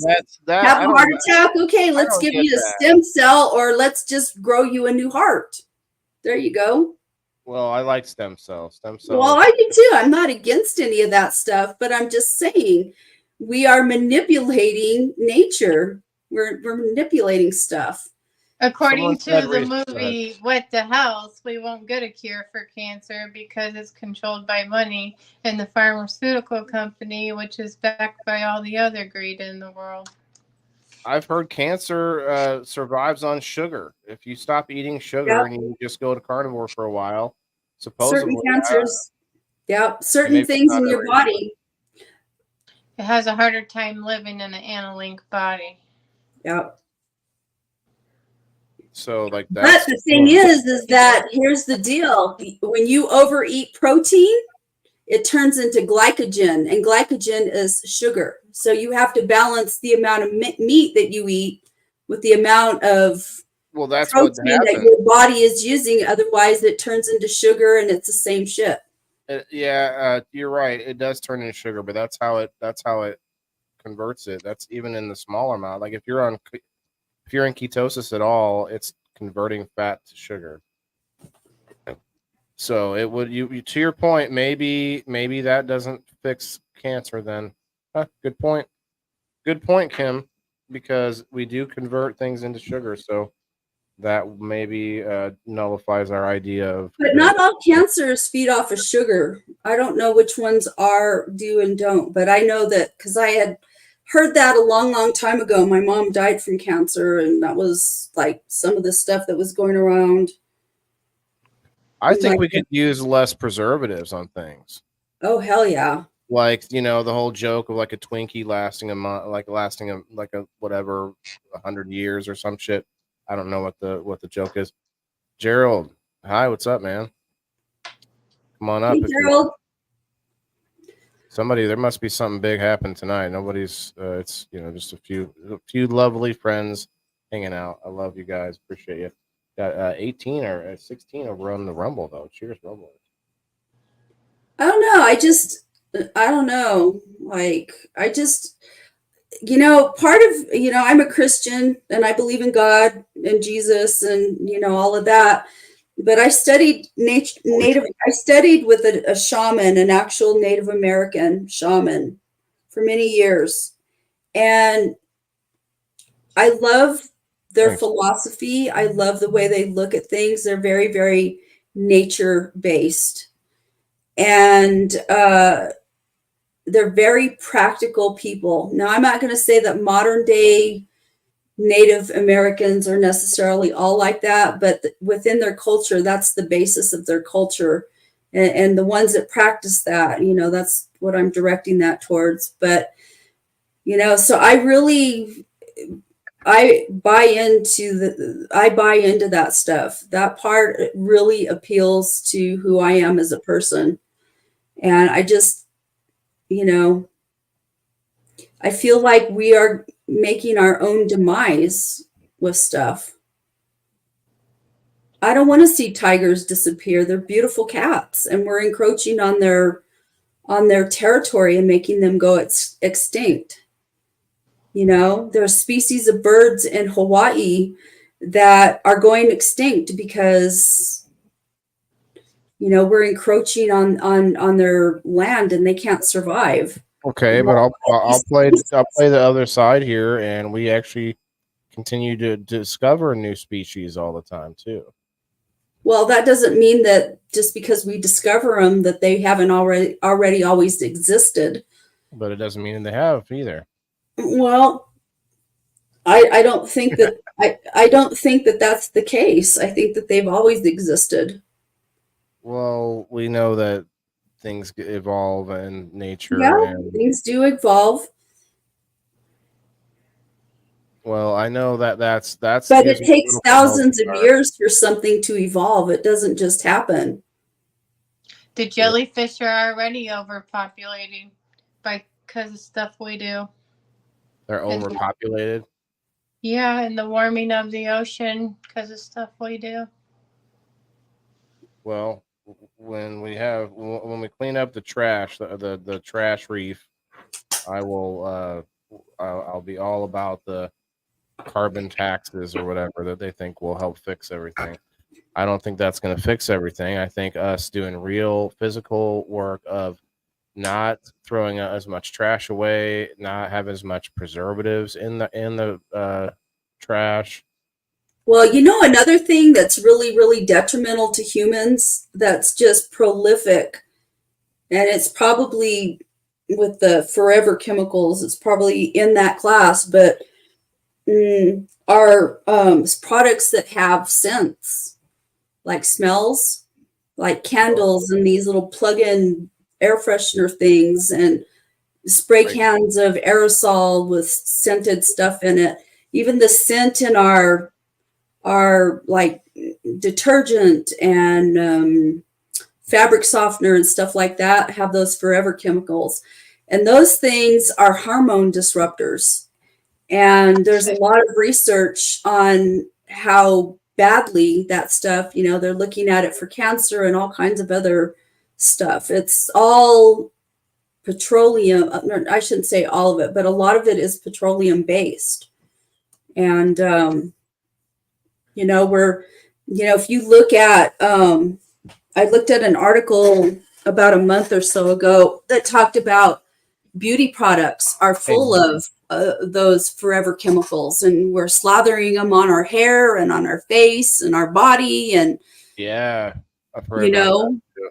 and that's big these days. With some plant-based products. Yep. Like me. You know, and it kills me because like I use very high-end shampoo that's natural plant-based stuff, but it comes in plastic bottles. You know, and it's like, I don't know what the answer to that is, because I don't know that I necessarily want to go back to using glass bottles, because God knows that if I don't want a glass bottle in the shower with me if it breaks and cut myself and bleed to death or whatever, you know. But I think we need to start pressuring our politicians and people to look at like hemp based products can replace the current plastics we have. It's biodegradable. It's a natural source. It costs a lot more though. Yeah, it does right now, but all new technology costs a lot at the outset. It isn't until it's adopted mass and produced. used, and yeah. You know, you have to start somewhere. I agree. You know. Well, this is actually what it is, and I'm not gonna sound so scientific, but it's about the amount of energy that you get out of it, and you can't, no matter how much mass producing, you're still never going to get the same amount of explosive energy per atom when you're talking about oil versus hemp oil. That's I'm butchering the details. We could look it up, but has to do with the potential of energy. You know, whatever the term is for that, joules, or I don't even remember, but I don't want to keep sounding like an idiot, but we'll look it up in a second here. I'm gonna shuffle this up here, and we're gonna do a spin for the game night ticket. Tabby. And then we're also gonna do a spin for Hey, the Missy. subscribers.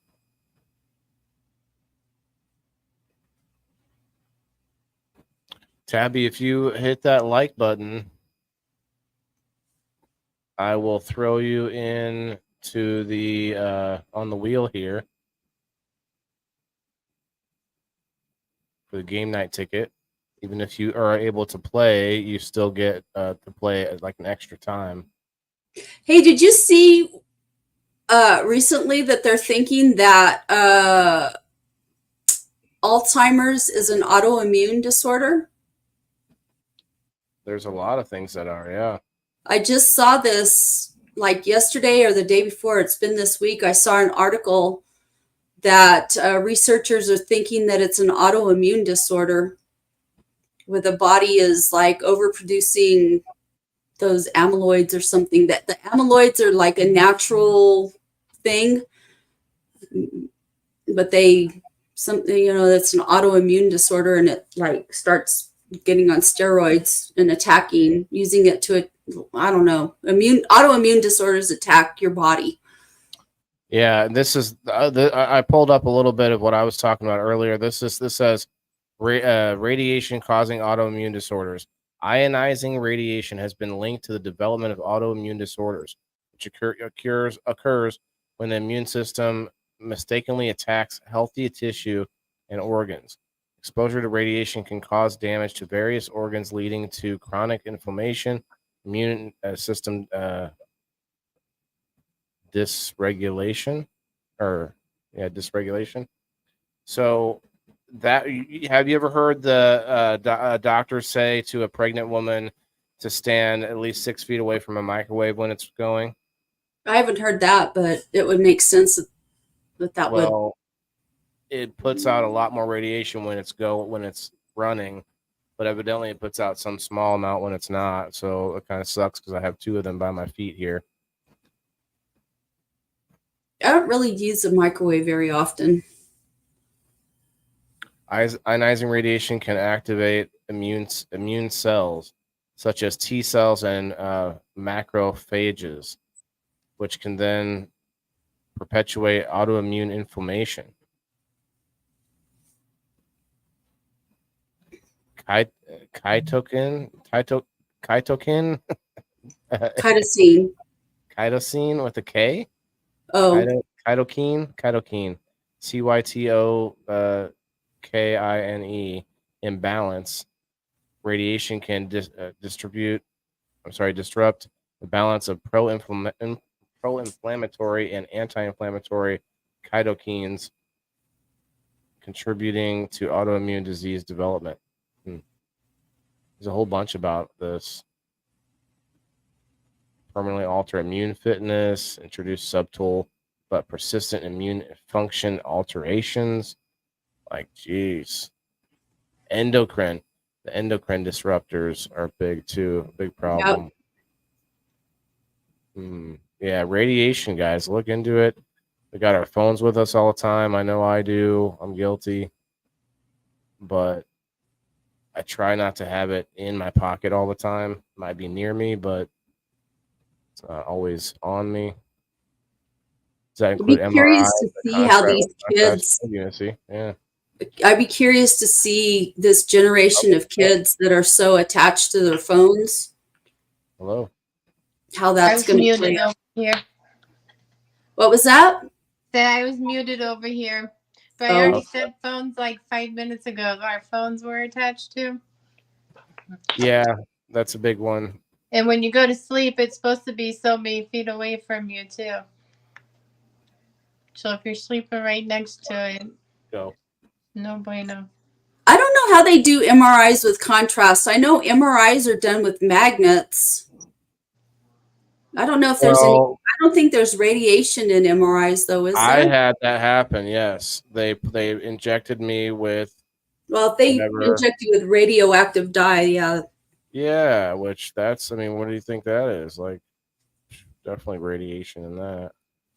Is that how they always do contrast though? Because I've had MRIs where I wasn't injected. I don't know how they did it though. I don't know how they got the contrast. There is hope though. They actually have studied what's happened in places like Hiroshima and what's the other one? Chernobyl. Nagasaki. Oh, Chernobyl. They've studied on what happened in the environment, and there are certain, and I can't remember the names of them, but there are certain plants that are helping to clean the environment now.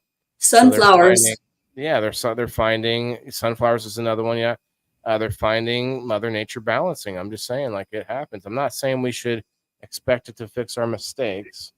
Well, how long does it take for nature to balance that, though? Well, I've named at least 2 things tonight that seemed like it might be something that would take a lot longer, but we found multiple things that eat petroleum, and we've also found some hope about nuclear fallout and stuff like that. So it's I'm not saying they are like for sure feasible answers right now, but it's just it's an interesting counterbalance to the argument. That's all. Actually get results in the AM. Oh, you do for your MRI. Okay. Just had MRI and had to drink 3 bottles of contrast fluid. Whoa.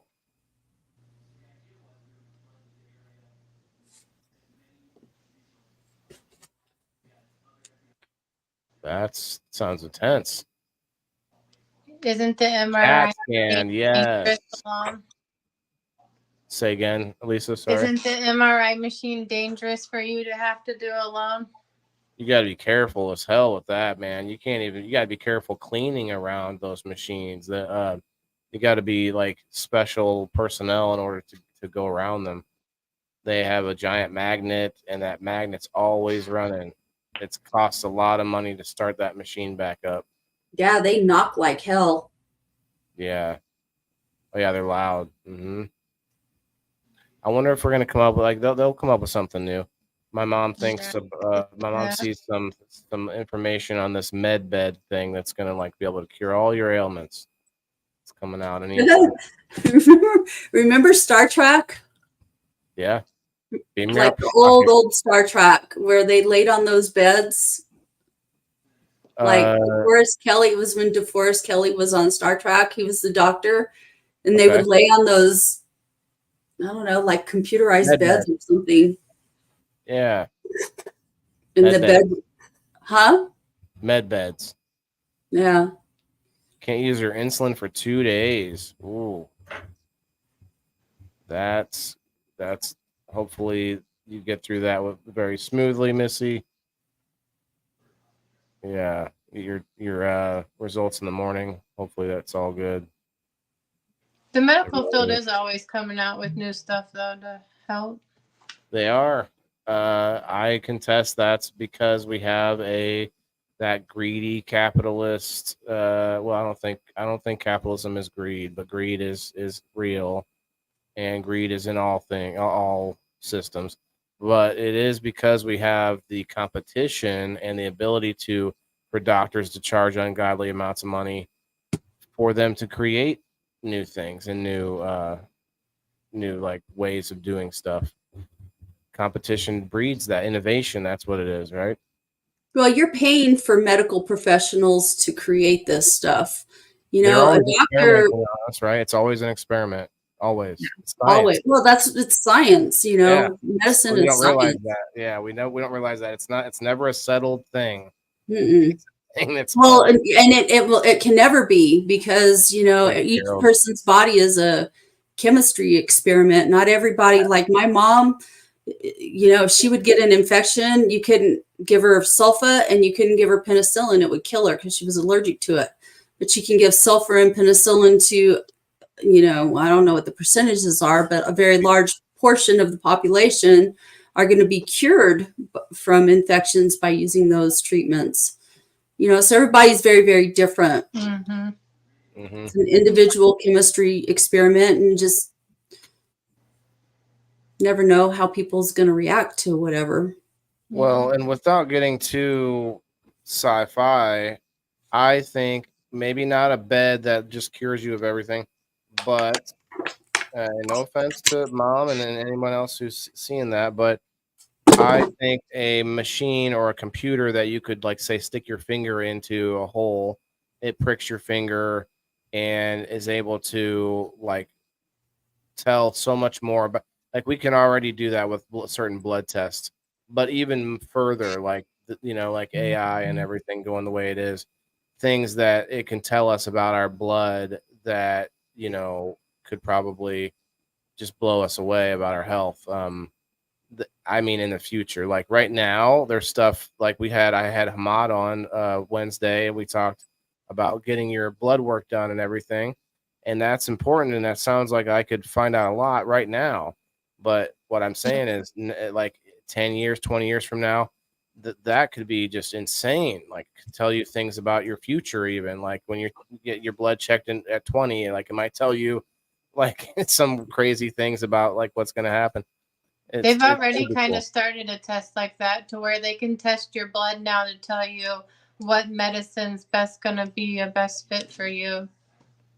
Forgot to spin this, guys. Sorry. Here you go. Based on your blood. Missy says she can't take sulfate or sulfa-based medication either. Interesting. Yeah. It's okay, Smash. Yeah, No problem. The dye and insulin both excrete through the kidneys is why. Okay. Yeah. Interesting. Dyes, man. All these dyes. Well, but what was cool about not cool, but like interesting about this conversation that I was listening to is they were tying every great pandemic that we've had, all the bigger ones and all any pandemics, I guess, there were some kind of technological advancement happening. And it had to do with radiation in some way. And the way that she was talking, I'm like, man, that's and a good conspiracy theory can sound like that without doing your research. So I recommend anyone to do some research on it. But it is an interesting theory, though, that like every time there was some new breakthrough on the atomic level, we suddenly had this like more diseases coming up and more like autoimmune problems and autism and all these other things, right? Smash, what's up? Come up for a smoke if you like. We're wrapping up here in shortly, but it looks like William is the winner. William played last week and he did not win. Mom Rochi won, but he is a trooper for coming up to play all the time. I appreciate it. He is a subscriber, so you guys can tag him. He doesn't have to be here. If you want to tag him, you can. He doesn't have to show up from a tag either, but I think it's fun to tag and be like, hey, congrats. What were you saying about that, whatever, about radiation and diseases?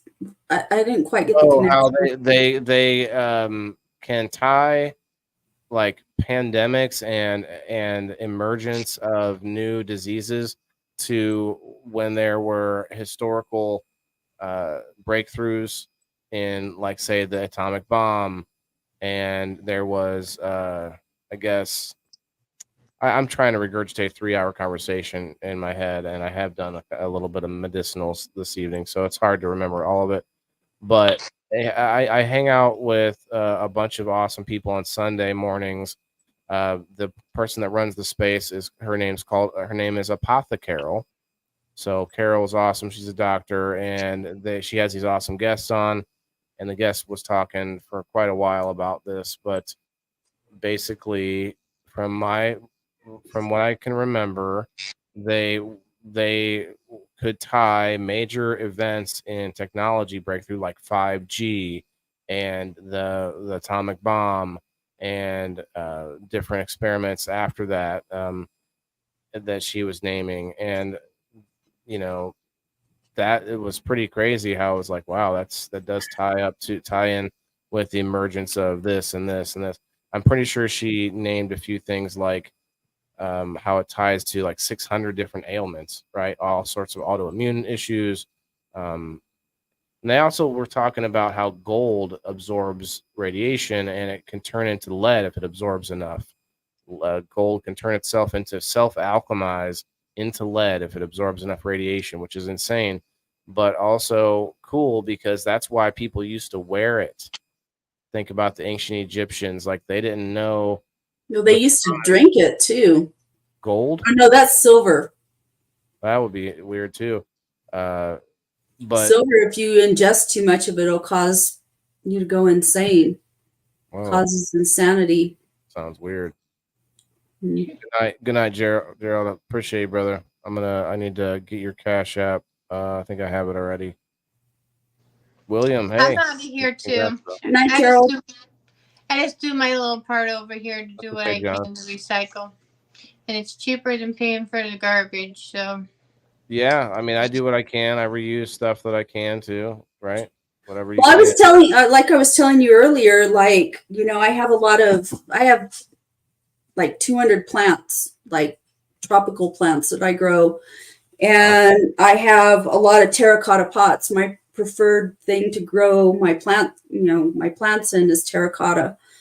And they break, over time, or they'll fall over and they'll crack or whatever. And I just JB weld them back together and I keep using them.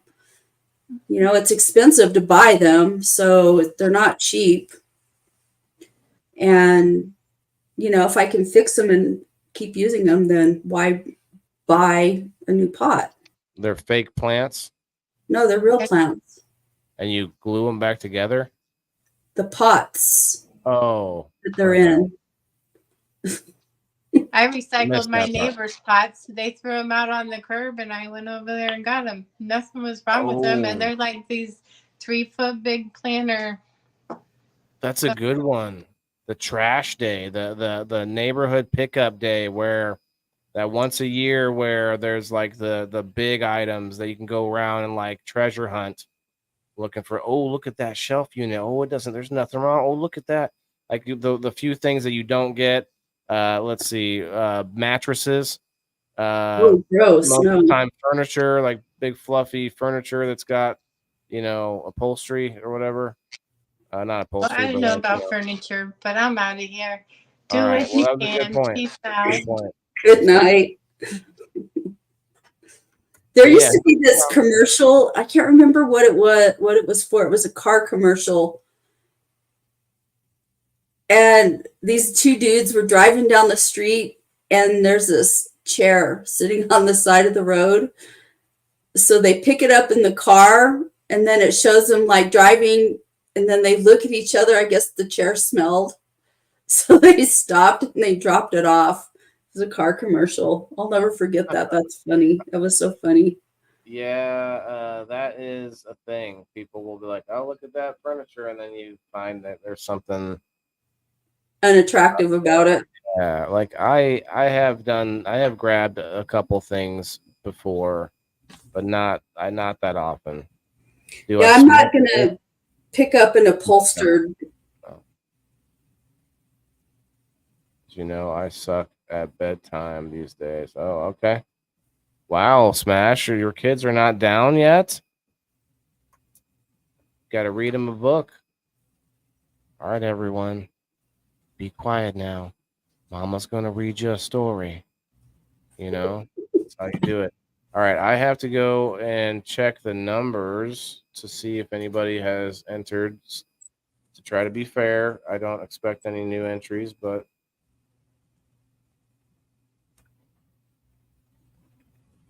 John Doe wants to know if you smoke glue. Yeah, I addressed that already, and I huff glue, not smoke it. Okay, John. Gross. Different thing.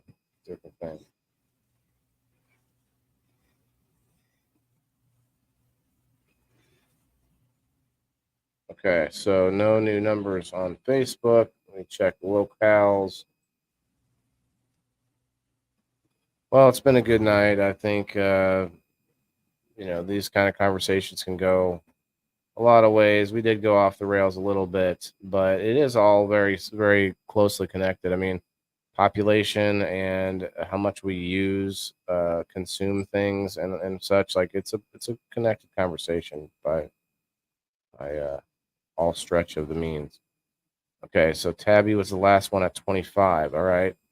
Well, we will just go with the 25. Our last spin of the week right here. I'm going to have 50 books later. What do you mean? Oh, yeah. 50 books later, he said. They just stay away. My son, if I read the whole book, he's ready to go. Wow. I only read about half the book tonight because he insisted that I run a race on the game that he likes. He'd rather watch me play than him play because he knows I'm gonna do well. Dad's an old gamer from way back. An old gamer from way back. Oh, original gangster gamer. Speaking of, I've been playing some VR gaming lately, just a little pinch here and there. I play this game. It's a card game. Getting my old nerd back out. I'm pulling the nerd out and shaking him off and putting him in this VR helmet. And I'm playing, like, sometimes they're kids. I don't know. They sound like kids. Like it's like they have they have like an audio microphone and such. And so I'm playing this card game where you have to like build a deck and like, you know, come up with strategies, and it makes you think a lot. I like these kind of games where you have to kind of come up with a strategy, but it's also chance involved. You're like, well, this whole strategy works off of this one type of a card, but you can't always get that card because it's luck of the draw. And so there's different strategies involved, and man, it's just it's something that I enjoy. Because like game night, I try to create some kind of strategy on game night. Okay. Number 6. Number 6 was on Foo's book.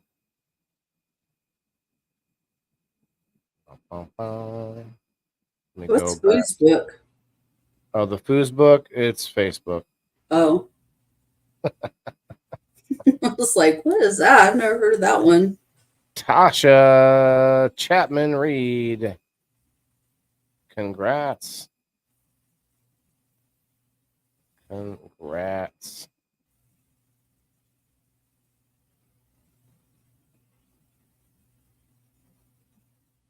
Okay. Well, I need to write that down.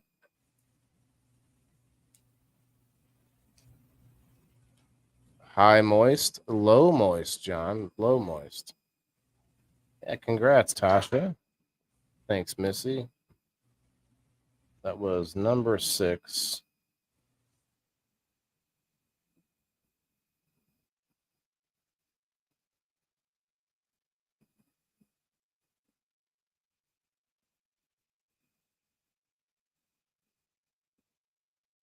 Chapman Reed. Got it. A Facebook subscriber. See, you can win on Facebook. I just prefer locals. So thank you either way, everybody. Hey, Margaret. Congrats. Thank you for the tag.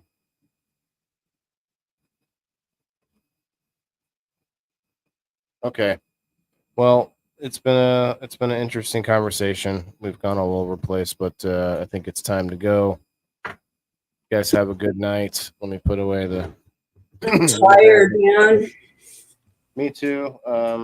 This morning I had to get up and go to an appointment. I told you about the ear, did the ear testing, and I went to this building for sure that this certain place in Peoria was the place that I had to go, and found out I was at the wrong building, and I was like 15 minutes late to my appointment, and got in there, got through it. They didn't find anything wrong again, even though I know there's something wrong. But they did tell me I have super hearing, so it is what it is. Did you get a haircut? A few days ago. Oh, okay. It was like, you look shorter. Something's... Okay, I got my ears lowered, okay? Well, it looks like you've got something done here, too. This trims up a little bit here. I did post a little picture. If you guys didn't see, happy Thirst Trap Thursday. I thought it was funny. So I have a new nickname. Oh, snap. Is it number 2? No, it's the White Hulk. Hulk Axe. No, it's the White Hulk. So I keep having boys having fist fights in front of my door. And you start slamming them on the ground. No, but I break up the fights. So okay. All the men are standing around twiddling their thumbs, not knowing what to do, and I'm over there fucking probably 20 years older than the majority of them. And I'm over there breaking up boy fights. So they've given me the nickname of White Hulk. The White Hulk. That's great. Yeah. We're getting into a fight one time. Grades in like middle school. We were coming back from lunchtime, and this guy he got sick of me. We were teasing each other, and he grabbed me by the he went to like spear me kind of like and he kind of grabbed me, and I can't remember if he grabbed me low or if I was above, but I just picked him up and dropped him on the ground, and I just walked away. I started going to class, and he stood up and said, "What the fuck?" He said all these, the stuff, and was looking around. By that time, he's by himself, and teachers started coming out, and he got in trouble. Like, I wasn't even around. Like, see ya. It was funny. Well, the first fight I broke up, the kid is a big kid, sophomore, but he's a big dude. Had the kid on. By the time I got out there, the boy had dropped to the ground. He punched him. I heard him hit twice. And by the time I got out of my room and into the hallway, the kid that he hit was on the floor, and he was kicking him. And the little boy, Hulk smash. Yeah, the boy that was getting his ass kicked ended up going to the hospital. It broke it. He had fractured the orbital bone in his face. Oh, wow. Yeah. But that kid runs his ain't mouth. Average black eye. That's a little bit more. Yeah, he had all kind of a bang. I saw pictures of his face. Mouth a lot? Yeah, he runs his mouth. So and he's still running his mouth. And it's like, you better watch it. Because the kid that beat the shit out of him, his family has cartel connections. Okay. So they're not, he's a good kid, he's not a bad kid or anything, but they're rough. And he don't put up with shit like that. Those kind of families, they don't put up with shit. And so the kid was running his mouth about his sister, and that's what made him mad, and he beat the shit out of him for it. So it's like, you don't talk about los niños. No, you don't talk about hermanas is what it is. Spanish for sister is hermana. Well, I'm not learning Spanish. I'm just going to stick with Portuguese for now. Niños are cousins in Spanish. In Portuguese, it's menina. Menina is for girl. I don't know if there's a word for sister, probably. Anyway, probably, I don't know. Not there yet on my Hooked on Phonics. I'm on my way. Actually, I haven't done it in a while. I should do that tonight. Maybe not during this show. I'm gonna give you shit if you do. Well, we could. Who wants to see me do? Let's see. Continue. Let me share it in here real quick. It won't take long. For anybody who's hanging out, we got 30 people in the building. Appreciate you guys. We got game night coming up Sunday. Gonna do basically this. We're gonna do one last run of the mushroom shop, if you will. I will be driving out of town this weekend, so I'm hoping to get back without any problems. Go ahead. So Chuck, I wasn't throwing blows. I was over there trying to get in between the two boys. I was looking for an opportunity to grab a hold of one and swing him around and walk him away is my way of breaking up fights. And I couldn't. They were going at it hard. And so what I did was I went behind the one boy. And I like picked him up. I took my arms and I picked him up like this. And he's a 6 foot tall kid, but I picked him up and I went, and I swung him around. And then I got between the two of them and I put my arms out and I'm like, get back. Like directing traffic. And then finally, one of the male teachers came and took one of the boys and was like detaining him. And so then I went after the other boy and was trying to detain him. And they're like screaming at each other, I'm going to fuck you up, you pussy, and all of this shit. And I'm like, it was crazy. And then this other teacher shows up and he starts walking the other boy back the direction of where I've got the kid that's like flying off the handle, and they start going at it at each other. And I'm in the middle of the two. And so I'm like breaking up a fight again. And then I told the teacher, what the fuck are you doing? Take him back down the other side of the hall. I got this. I'm like, yeah, you got it. You're getting ready to get me knocked out. Dumbass. Anyway. And she wears a size 7 shoe, you guys. Size 7. Yeah. Okay, so this should be. I whoop your ass. Pray for our kids. Like I tell people, I'm not your typical little woman. I'll try, Chuck. Pray for our kids. That's right. Okay, so this is already throwing me off here, you guys. This says nos bebamos leche. I can't see what it. Well, I can do this, I guess. Oh, I know what that says. Oh, I know it's talking about drinking milk, but I know what it all says. You want me to tell you? You're right. well, I don't understand because that means no. Nos. No. Nos is no, we. NOA, I think. No. That's right. I remember now. There's no S. It's plural. Mulheres e homens. Women. Oh, I know what mujeres is. Mulheres e homens. Homens. What are you supposed to do with that? Type the missing word. Homens. How do you?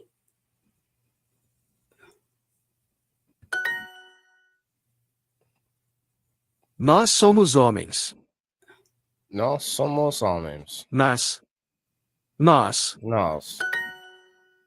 Você e eu bebemos água. Você e eu bebemos água. Bebemos água. Nós bebemos a água. Nossas. Nós.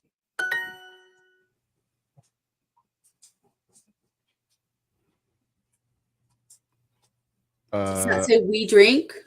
Yeah, write this in Portuguese. We drink. Nós bebemos. Nós mulheres comemos pão. Nós. Nossas. Nós. Somos um menino e uma menina. Somos menino e uma menina. Somos. I remember this very vaguely from a recent. It's we are.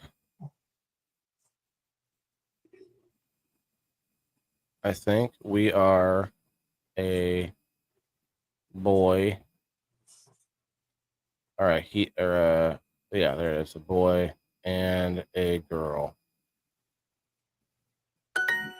Nós comemos peixe. Oh, it's what? Comeme? Nós comemos peixe. Comemos. What is this, Rosetta Stone now? Hooked on phonics, actually.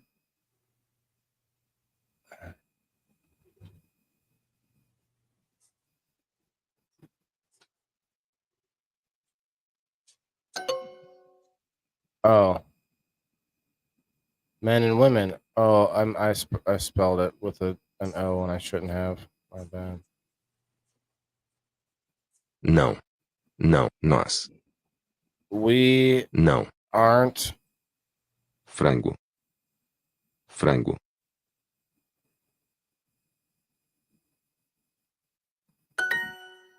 We aren't eating chicken. We are men. We are men. That would be. Somos homens. Let's see. Nos no bebemos. Nós comemos peixe. What does no mean? No, like not or don't. Oh.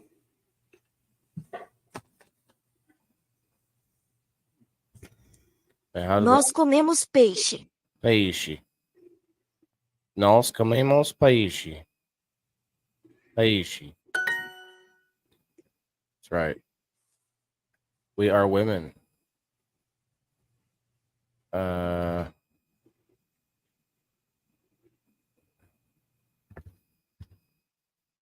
I can't remember how it's spelled exactly. I was right the first time. Oh, no, it was somos. There's no other M. Okay.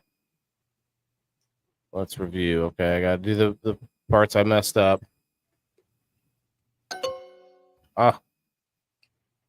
Oh. Not instead of man, it's men. Okay, I'm not paying attention. It's homens. Yeah, I just mean that's what the difference and why, because homen is the man, but not men. Somo.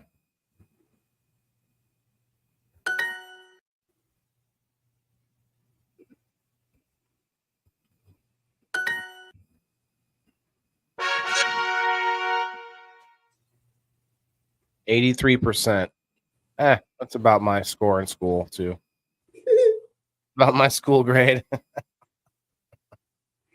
My grades were always good except for math.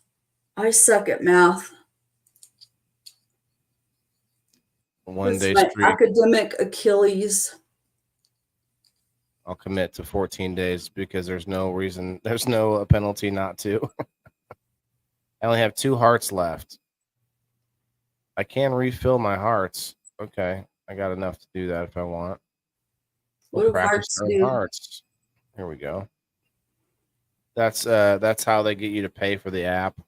So I can keep learning, but I run out of hearts, and so then they want you to try the Super Duolingo Super or whatever. You get a 2-week free trial, and in that 2 weeks you can you can do as much as you want, unlimited.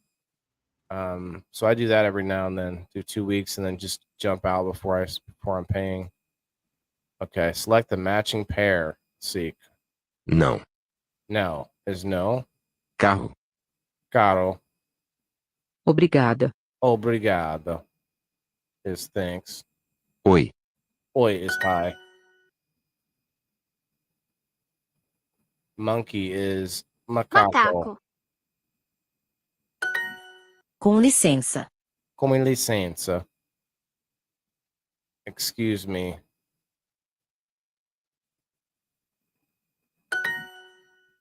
Com licença. Você escreve uma carta. Oi, bom dia. Oi, bom dia. Bom dia. That is hi, good morning. Oi, boa noite, everyone. That's hello, good evening, good night. Com licença, você tem água? Tem. Tem água. Bem. Tem. Tem água. Eu sou um rato. Eu sou. Eu. Sou.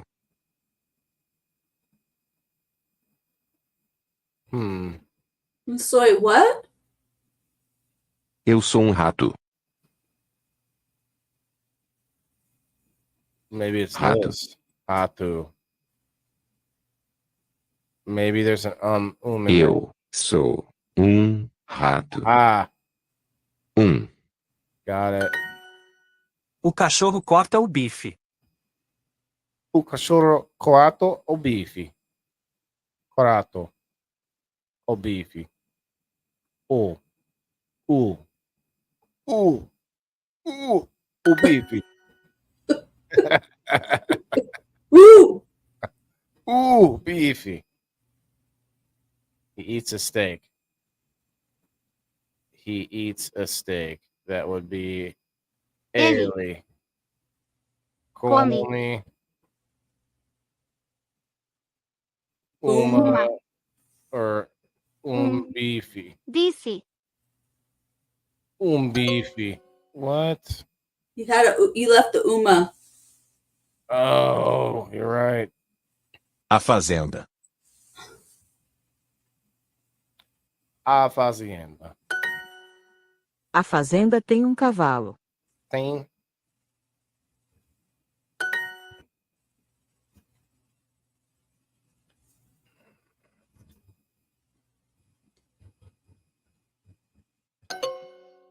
Oh, escribo, não escreve. Não, obrigada.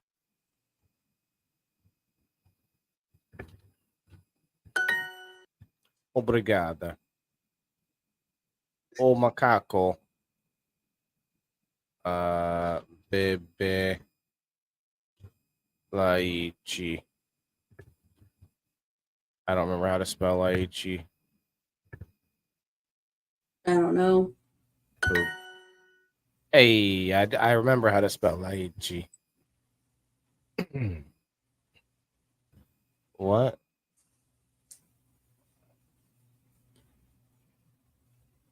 Oh, I see. Gato.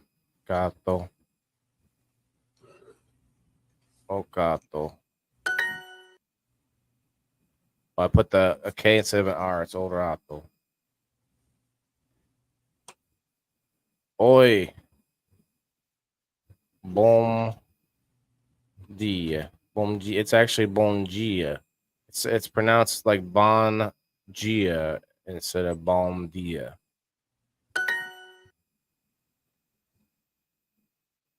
He eats a steak. We got this one. Ele Ele. come Beef. disse. Eu escrevo.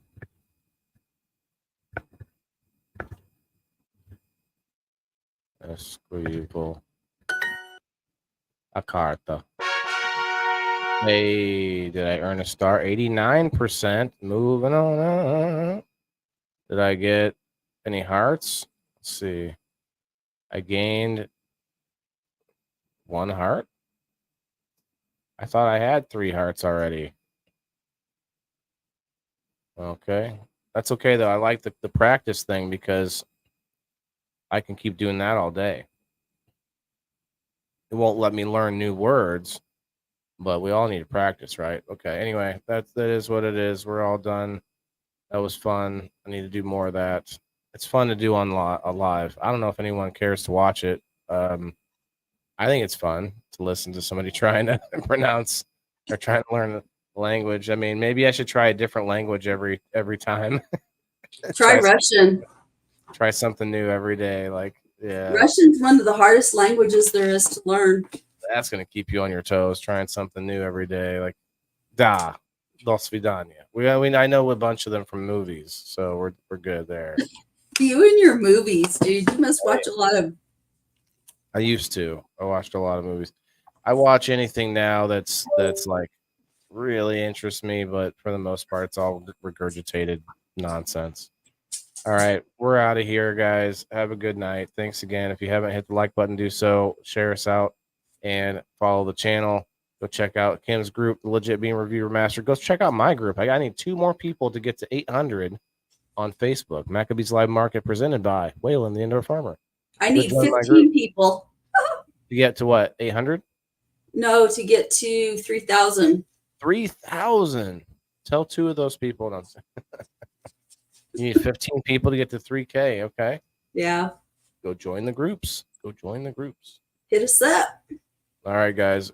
We all need to eat, right? It's food is a necessity. Maybe we just need to figure out better stewardship of what we're given, right? I think so. We can. Yeah. I think we can all agree on that. Bring back the fight against pollution from the 80s. Bring back Captain Planet.